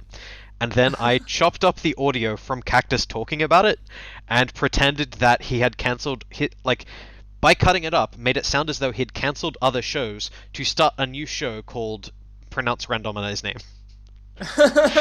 So it's a deep cut, but if you ask Cactus about when Pronounce Randomini's Name is going to resume airing, it is possible he will remember. It's entirely possible he won't, which will be just as funny. Okay, adding that to the list of questions I'm going to ask DJ Cactus right now. When is... How to pronounce Randomini's name? Season 2 coming out. Okay. Season 2 coming Imply through the question the existence of Season 1. Perfect. Definitely asking that. Okay. And in case you're for some reason curious to listen to that, Randomini actually sent me the cut he made. So, enjoy, I guess? As always, I am your host, DJ Cactus. And hey, the thing Randomini is making me do is doing good. It's going to be very funny. It's going to be a lot of fun. The rich lore is fulfilled, and that's going to be a really cool thing to get into. So we talked about critical procedures last week. Very, very, very dumb. We're not listing it as a full show. The last thing I want to talk about is critical procedures. Even I, your host, DJ Cactus. Very, very, very dumb. The Cactus Cast. We're not listing it as a full show. Very, very, very dumb. We've got the other newest thing that we're doing right now, about something that we want to do in the next couple weeks, next couple months, maybe start thinking about full show. Pronounce Randomini's Name. The rich lore is fulfilled. Randomini's Name is rich lore. If you are interested in working on that show or getting involved in that show, I think they're definitely looking for people who are interested. Keep an eye out for the first episodes of Pronounce Randomini's Name, which all should be dropping here in the next week or two.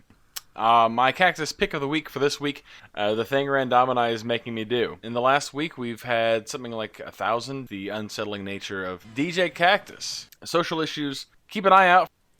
Anyway, thanks again for watching and supporting the thing Randomini is making me do. We would not be able to do this without you. Quick fire round, except I asked the questions. This is an interview podcast. Stop stealing my show. Okay, how do you get inspiration for your writing? Reading things. Okay, how would you describe your writing style? No, ask that again. Sorry, I just... Hang on. I just fucking choked up. Let me get a drink of water, hang on. Reading things. It was at this point that Random and I went to go get a drink of water and came back a little bit later. And we just asked the question again. How do you get inspiration for your writing? I read a bunch of things. So when you read things, you're internalizing the components of the stories that you're reading. Ultimately, all writing is recombinative, just combining components of existing work.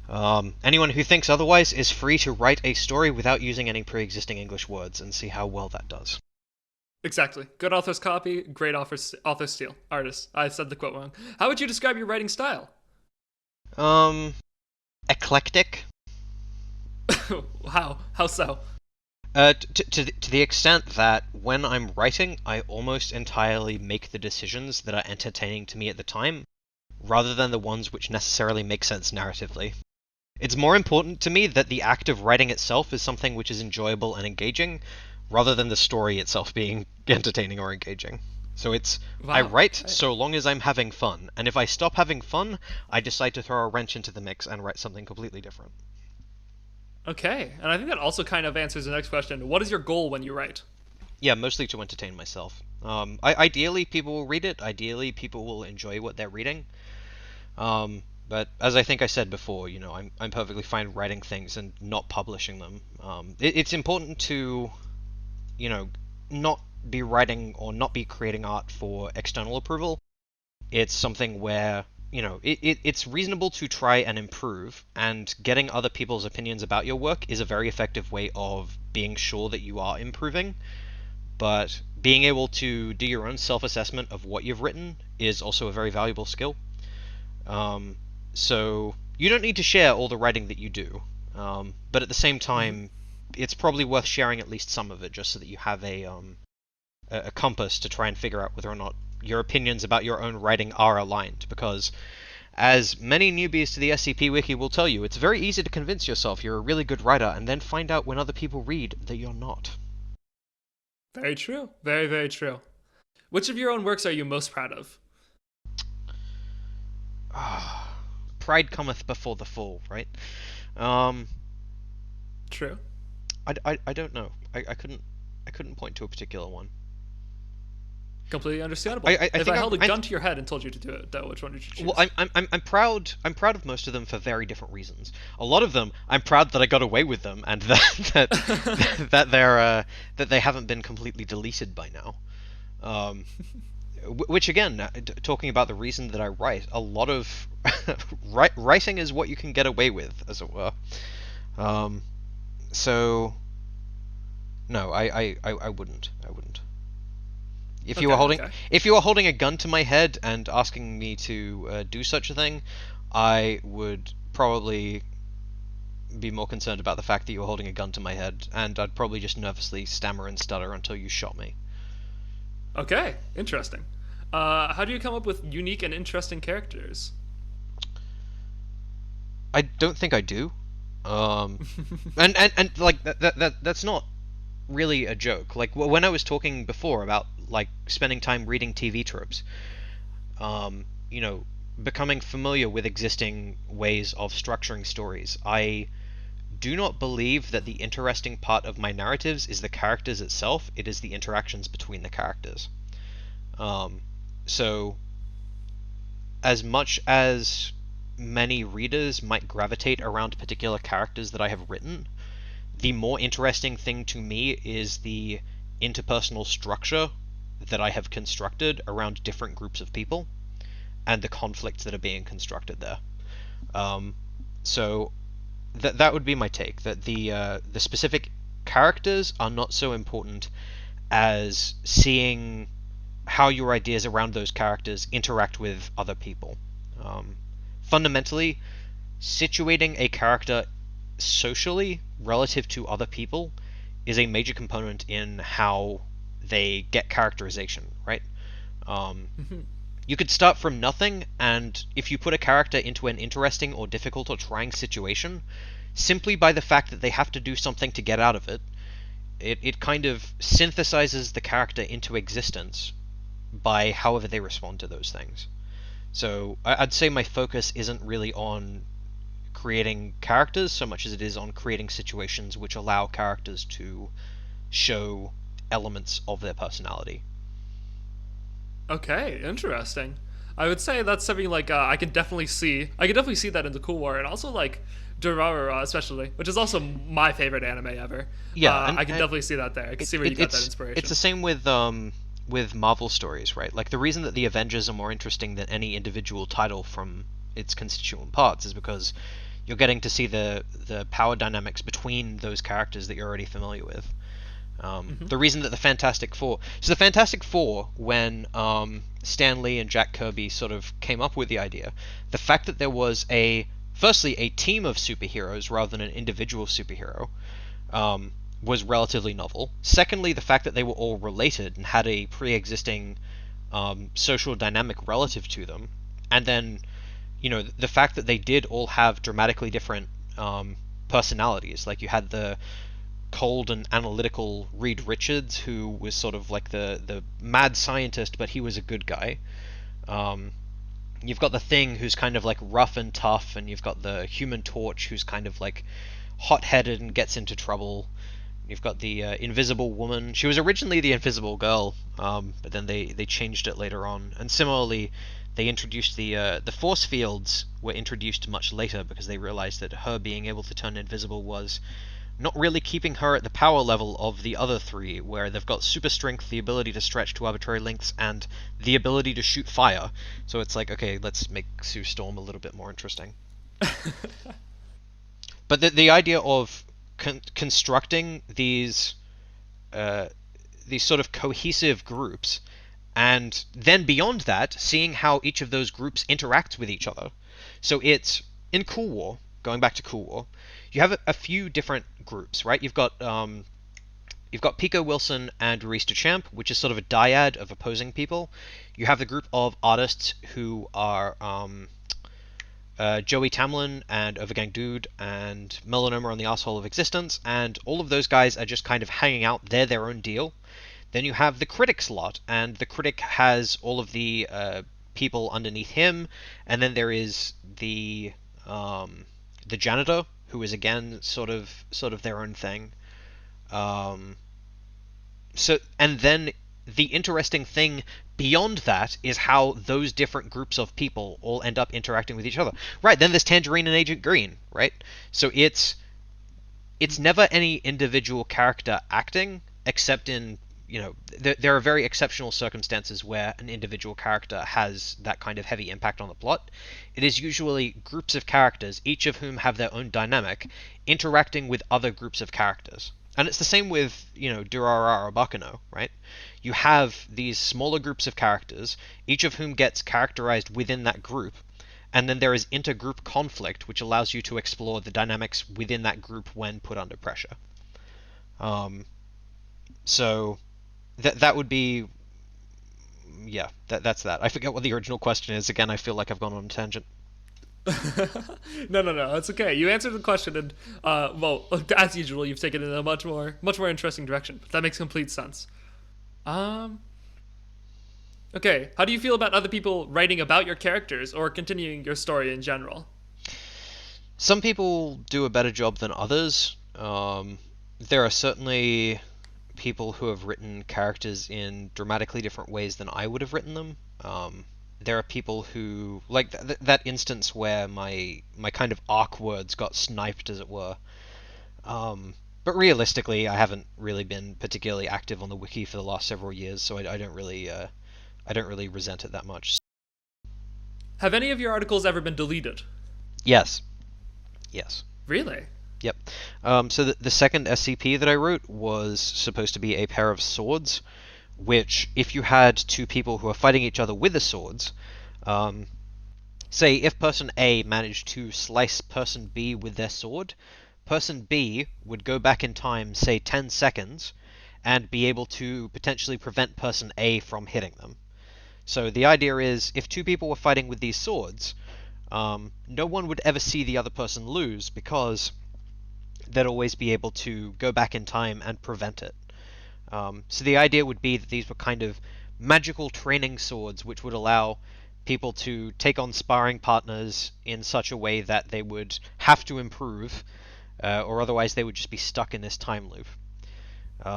But in the event where someone who isn't very skilled at using a sword is up against someone who is extremely skilled, you could imagine a situation where, even given the fact that you would go back in time by 10 seconds isn't enough to stop you from being hit by that blade 10 seconds in the future, there would be situations where someone could get stuck in a time loop living, potentially hundreds, thousands of years of,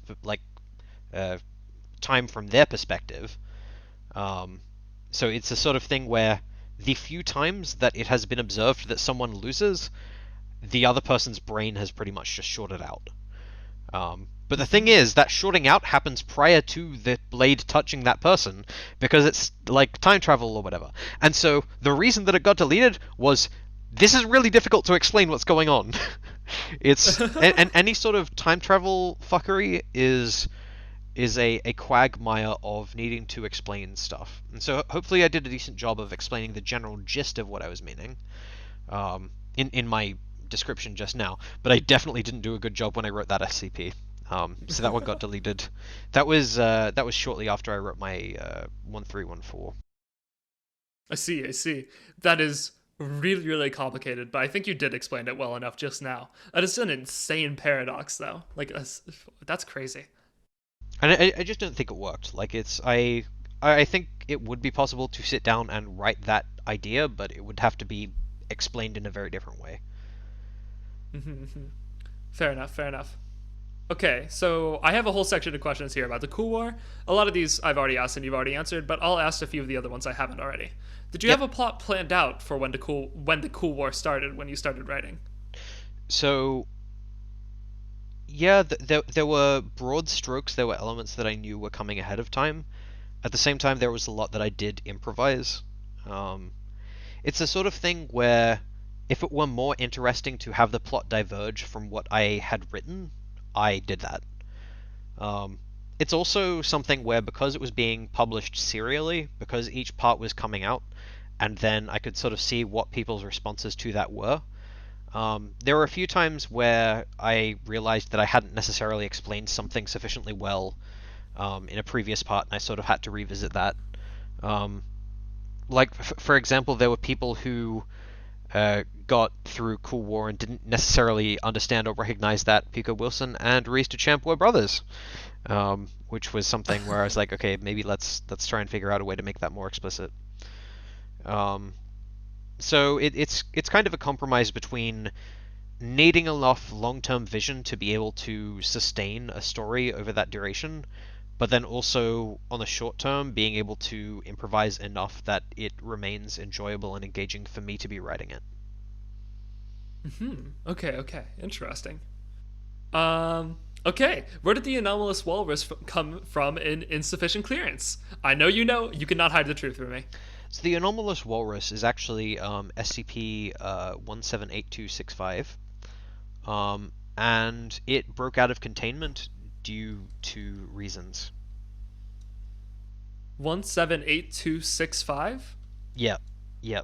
It's definitely a real one that you can go onto the wiki and check out, and I definitely haven't just made it up. Yeah. That's my favorite SCP from series 179. Yes. I like that one a lot. Yeah. Very good one. Me too. Very good one. That's why I included it. Yeah, okay, well, fair enough. Good one. Can you tell me about your inspiration for some of the characters in the Cool War? I'll go through and explain a few of them. So, Ruiz, one of your questions here, is Ruiz a reference to Marcel Duchamp? Yes. And Ruiz is actually one of the middle names of Pablo Picasso. So, Ruiz and Duchamp are both references to famous artists, so that was very much intentional. I will say that Pico Wilson, Pico, other than meaning, small, and also, in part, that was referencing a character from Newgrounds created by Tom Thorpe. Pico, who was kind of the mascot for the website from a game called Pico's School, which was relatively violent. And relatively just a little bit. A little bit. Definitely very violent for the time. Overgang Dude, if you chuck his name into Google Translate, you will find out what his name means. It means overcome death. Melanoma on the Asshole of Existence is a character who had already existed. Joey Tamlin was a reference to... there was a particular SCP which I decided retroactively had been created by Overgang Dude. It's also entirely possible that I'm mispronouncing Dude, which should be Daud or something, because I think it's German. But I also don't care, and neither would he, so it's fine. So I think there was a SCP which I decided had been created by Overgang Dude retroactively, and in that SCP there was the thanks for Joey who taught me to be cool. So when I wrote Joey in, he was supposed to be that Joey. That does actually sound really familiar. Yeah, I'm sure it's there somewhere. Yeah, I mean, the other names for the most part I just came up with. I will say the builder being named Bob was a reference to the esteemed character Bob the Builder. It took me 4 years to figure that out. Oh my gosh. When I made that distinction, that was a moment. Yep. There's some little bits in there. Bob the Builder. I do actually want to ask you about, I think probably one of my favorite parts of the Cool War is the thing between Agent Green and Agent Tangerine and how that all goes, which I won't say here because you should go read it yourself. Person who is listening to this, not you, the author who I'm talking to. I mean, just to refresh my memory, I should, but... What was your inspiration for both of them? Were they like already pre-existing characters? I think Agent Green was, right? No, he wasn't. Both were original characters of mine. Oh. So the concept with the naming of both of those was that both of them were members of the Global Occult Coalition.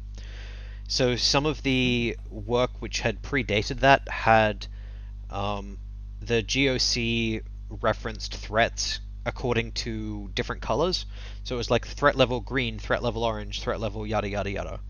And so the idea that each area would have their own agent specifically assigned to deal with different kinds of threats.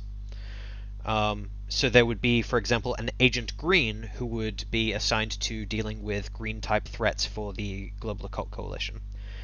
However, they did not have Agent Orange because Agent Orange is a existing deforestation/nerve agent which was used in the Vietnam War. So they did not want people going around referring to themselves as Agent Orange, which is why Agent Tangerines are a type of orange. And one of the components which I was intending to write of acid verse, mikan. Mikan is the Japanese word for Mandarin orange. So again, it's all kind of referencing the oranges. So that was kind of just another little joke that I had to myself. Interesting. Wow, I never had any idea. Okay. Looking back on the Cool War, how do you feel about it now? I probably would have made it twice as long, honestly. Really? I feel as though... So this is one of the problems with writing an ensemble cast, is fundamentally you don't have that much time to provide characterizations for each of them. And I feel as though there were many characters who I did not really do a particularly good job at characterizing. Readers seem to have sort of filled in the gaps, for which I am appreciative. But I think, from my perspective, Cool War was relatively amateurish in that regard. Like, characters would pop up, and then it would sort of be a twist that they were related in certain ways, and there's a lot that I would have written differently, but at the same time, given the option between revisiting it and rewriting it and doing it differently versus doing something new, I think I find it more interesting to just keep moving forward and work on other things. Okay, interesting. It was definitely useful to have done. It's useful to have finished it. Insofar as I know that I can write a novel-length story and have it be at least relatively coherent and have it be at least relatively popular. And in that regard, it's reassuring that it is something which I can do, but at the same time, I wouldn't consider it a great work of fiction by any measure. I appreciate all those people who find it engaging and interesting and worth revisiting, but personally, when I look at it, a lot of the time all I can think of is the things that I could have done differently, and so in that regard I tend just not to think about it that much. Okay. Interesting. That makes sense. Then a little bit more about about the Acidverse itself. Do you have plans for what the other parts of Acidverse would have been about? Yes, every single one. So let me pull up the Acidverse hub, which unfortunately has had all of the images that I created for all of them. So each of them, if you visit the Acidverse hub now, there are no images. There used to be images. However, I created those images ages ago and could not find the source images for them, and so when the licensing team said, hey, prove each of these is fine, I was like, I don't know where I got any of them. Oh, that's rough. So they had to go. Alright, so Cool War is Cool War. Subversion was going to look at the Chaos Insurgency. Mikan was going to look at the Global Occult Coalition, so that's the story of Agent Green and Tangerine before they join the Foundation. So that's their work as part of the GOC, and then that one is in 2 acts. So a component of the Acidverse is that I was also wanting to explore different story structures. So the Cool War happened in 3 acts, Subversion was going to happen in 4, Mikan was 2, Wills and Ways was 5. And so Cool War is 3 acts of 7, Subversion was going to be 4 acts of 6, Mikan was going to be 2 acts of 9. And so each of the numbers of acts plus the number of stories in each act would add up to 10. So Wills and Ways is a 5-act one, which means that each one of those acts has 5 stories associated with it, and then a intermission in between all of them. So there was a structural plan there in terms of the way that I was going to write them.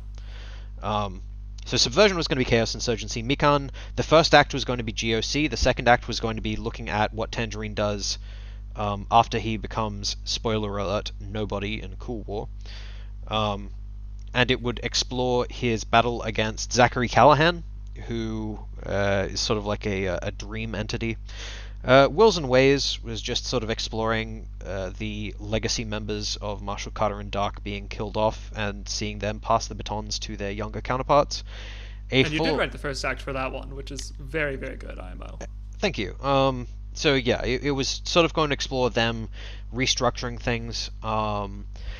The people who inherit Marshall Carter and Dark would sort of be forced into it by like blood magic agreements and stuff. So it's like going from Marshall Carter and Dark is entirely capitalistic, hubristic, crazy, or whatever, and then going down to, okay, we have to be good capitalists because if we don't, genuinely horrendous things are going to happen. So it's like, we're going to do awful things because if we don't do these awful things, there will be even worse consequences. So that was something that I was intending to explore there.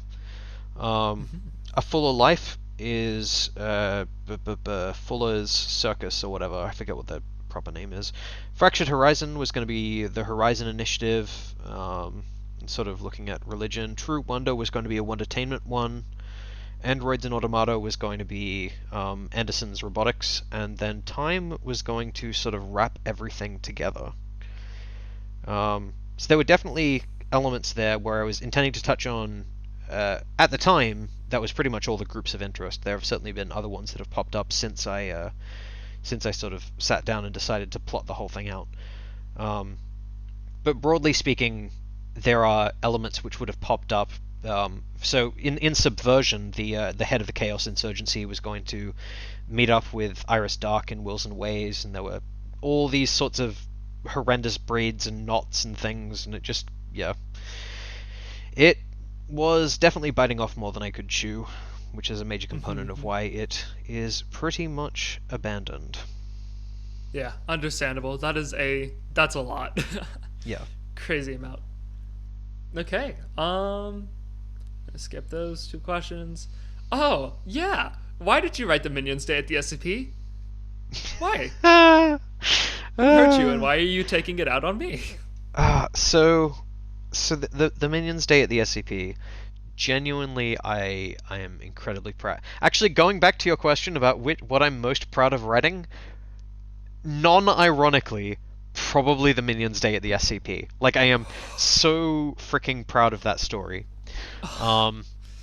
Just because it is so absurd and stupid, and the whole thing, at every level, is a joke that went too far. So the minions stay at the SCP. Man, this is going to be even harder to explain than Cool War. Is a narrative interactive fiction work where the reader portrays a minion on their first day working at the Foundation. There are many challenges that they face, many deep consequences of their actions, and apparently it gave licensing team an enormous headache when they had to replace all of the definitely Creative Commons violating images which had been on it with other images. So it has, again, licensing team has extensively edited that one, but they've done a decent job at replacing it. But yeah, Okay. I mean, it is what it is. It speaks for itself. Actually, no, it doesn't speak for itself anymore, because even the music got hit by licensing team. So it doesn't speak for itself at all. Oh, But okay. in its original form, it was perfect. It was too good for this world. Is the original form still up on your sandbox? Oh no, I don't think so. Ah, too bad. Archive well- archive.org might have it or something, but I've got no clue. Okay, interesting. Very interesting. What a terribly brilliant creation. Okay. How do you feel about the current state of the wiki? I think it's fine. I'd say I'm not really around enough to assess such things. Definitely, I'd say Fair that the preferences have evolved. Like what I was saying before about how each SCP was kind of its own narrative gem. I'd definitely say that that's something which isn't as true. SCPs have sort of become longer and larger. And I think that's possibly just a consequence of, to remain unique after having already done several thousand stories, you need to have more information. Like, if you wanted to write a story about a, statue that did something very similar to SCP-173, but you wanted to put your own spin on it, the process of putting your own spin on it is not something which can usually be narratively contained in short form, and so just over time, it's not really surprising that the selective pressure has been on longer and longer stories. I can't even necessarily say that it's to its detriment, because there are definitely things that you can explore in longer form narratives, but I would say that it is becoming increasingly difficult to find a small self-contained gem of a story which can be conveyed, which is sufficiently distinct from everything that's come before. So it's gotten harder. You've got to put more effort in. I think that probably remains true. Okay. Interesting. Back when there were under 1,000 of these things, you could, half of Series 1 was just random shitposts, and it was total garbage. For every 173, there's like 10 random pieces of junk, like, I don't know, a Fountain of Youth or something. I know that's one of them. There were a lot of things in Series 1 which they were self-contained, but they did not sufficiently well capitalize on that narrative component. Right. Yeah, there was like a great overhaul of SCP Series 1 a very long time ago where they just took a bunch of articles down that don't fit the standards. Yeah. And even still, there are a few up there that, honestly, like, if you're getting into the SCP Wiki, some people will tell you Series 1 is where to start, and you might think that because, like, number 1, that makes sense. But you're really better off going to the newer series because they're way more heavily moderated, and people have to try a lot harder, have to put a lot more work in. And I think that or just just makes the the stories a lot top-rated. better. I think the top-rated is probably one of the easiest ways to get into it. It's That's also a very good idea. I will say that the SCPs, because they sit on those hubs which people will often just go through, it's a lot more difficult to find stories on the wiki. The canons which got introduced made that slightly easier with regards to being places that people can go in and read stories around a certain thing. Same with the series archive, where people have an entry point into it. That's something which there wasn't really anything like it before. So it's definitely improved the discoverability of the articles on the site. Yeah, definitely agreed. Okay, well, I think we are about at the point where we could start wrapping this up. It has been wonderful to have you, It's been great to have you. One last question that I ask every guest at the end of the podcast: do you have any advice for other creators out there who might be listening in? Nah.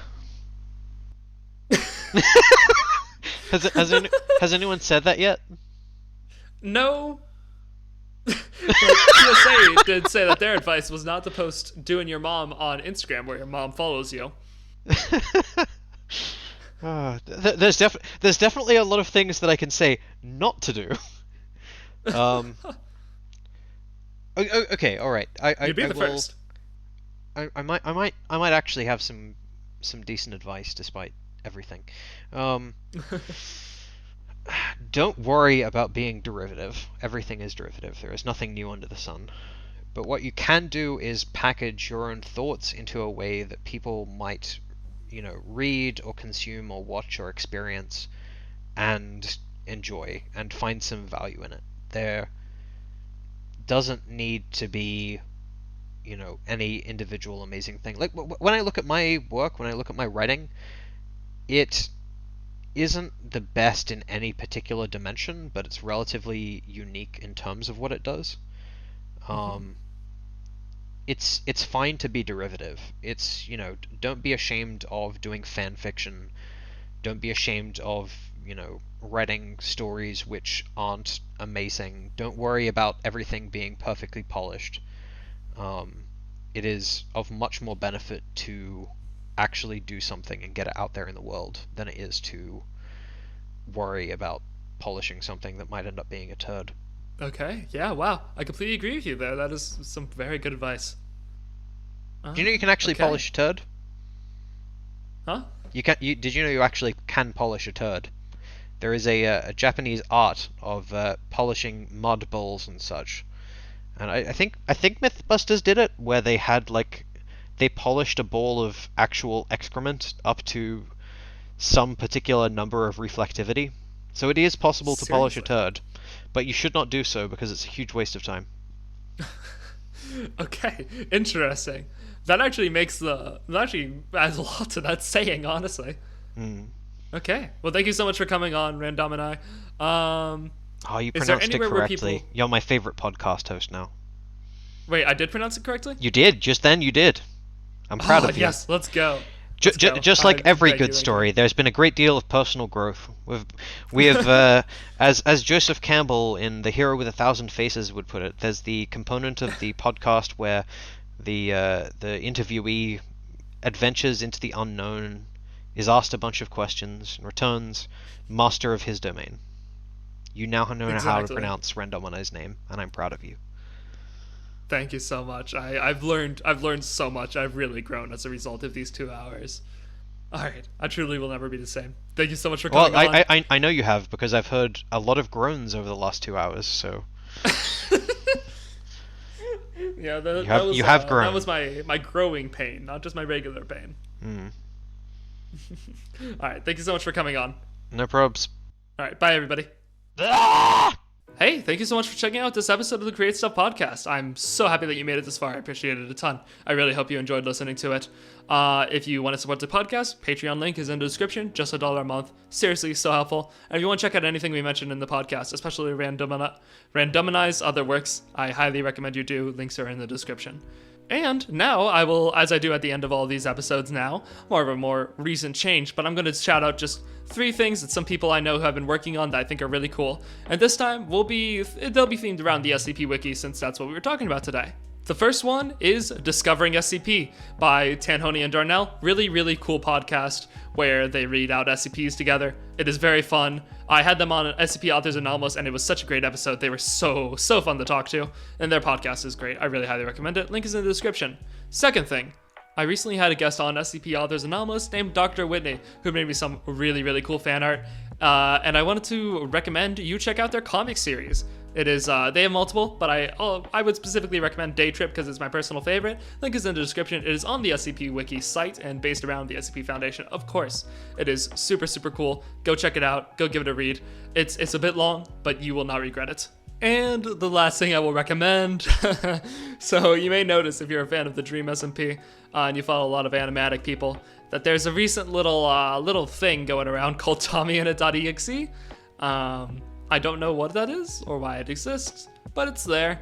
And honestly, I'm not gonna lie, almost every single person I've had on my podcast has made one of these things. I'm deathly afraid of it, and I think you guys should go check it out so you can feel my fear. I will link to the original by Bakuzla in the description, and you are free to find the others as you go about it. I think Kazoo made one, MKJ made one. Like, oh god, it's insane. Links in the description. Thank you guys so much for watching the podcast, listening to the podcast rather. I appreciate it a ton. Please like, comment, and subscribe. If you're on Apple Podcasts, leave a rating of any type. And if you're on Spotify, give me a follow. Thank you all so much for coming. I appreciate it a ton, and I will see you next time. Oh, you know what? I'll actually give you a little announcement. I'm going to talk about this more soon, but I think once I reach episode 15, I'm going to start the second season of the Create Stuff podcast, because I just want that to mark kind of a change in the audio quality of the whole podcast and its quality in general, because I really want to improve it, and I think it would be kind of nice to tie things up like that. But yeah, you can expect an update video on that very, very soon, maybe after I've actually done the 15th episode. But yeah, thank you so much for watching, and I'll see you guys next time.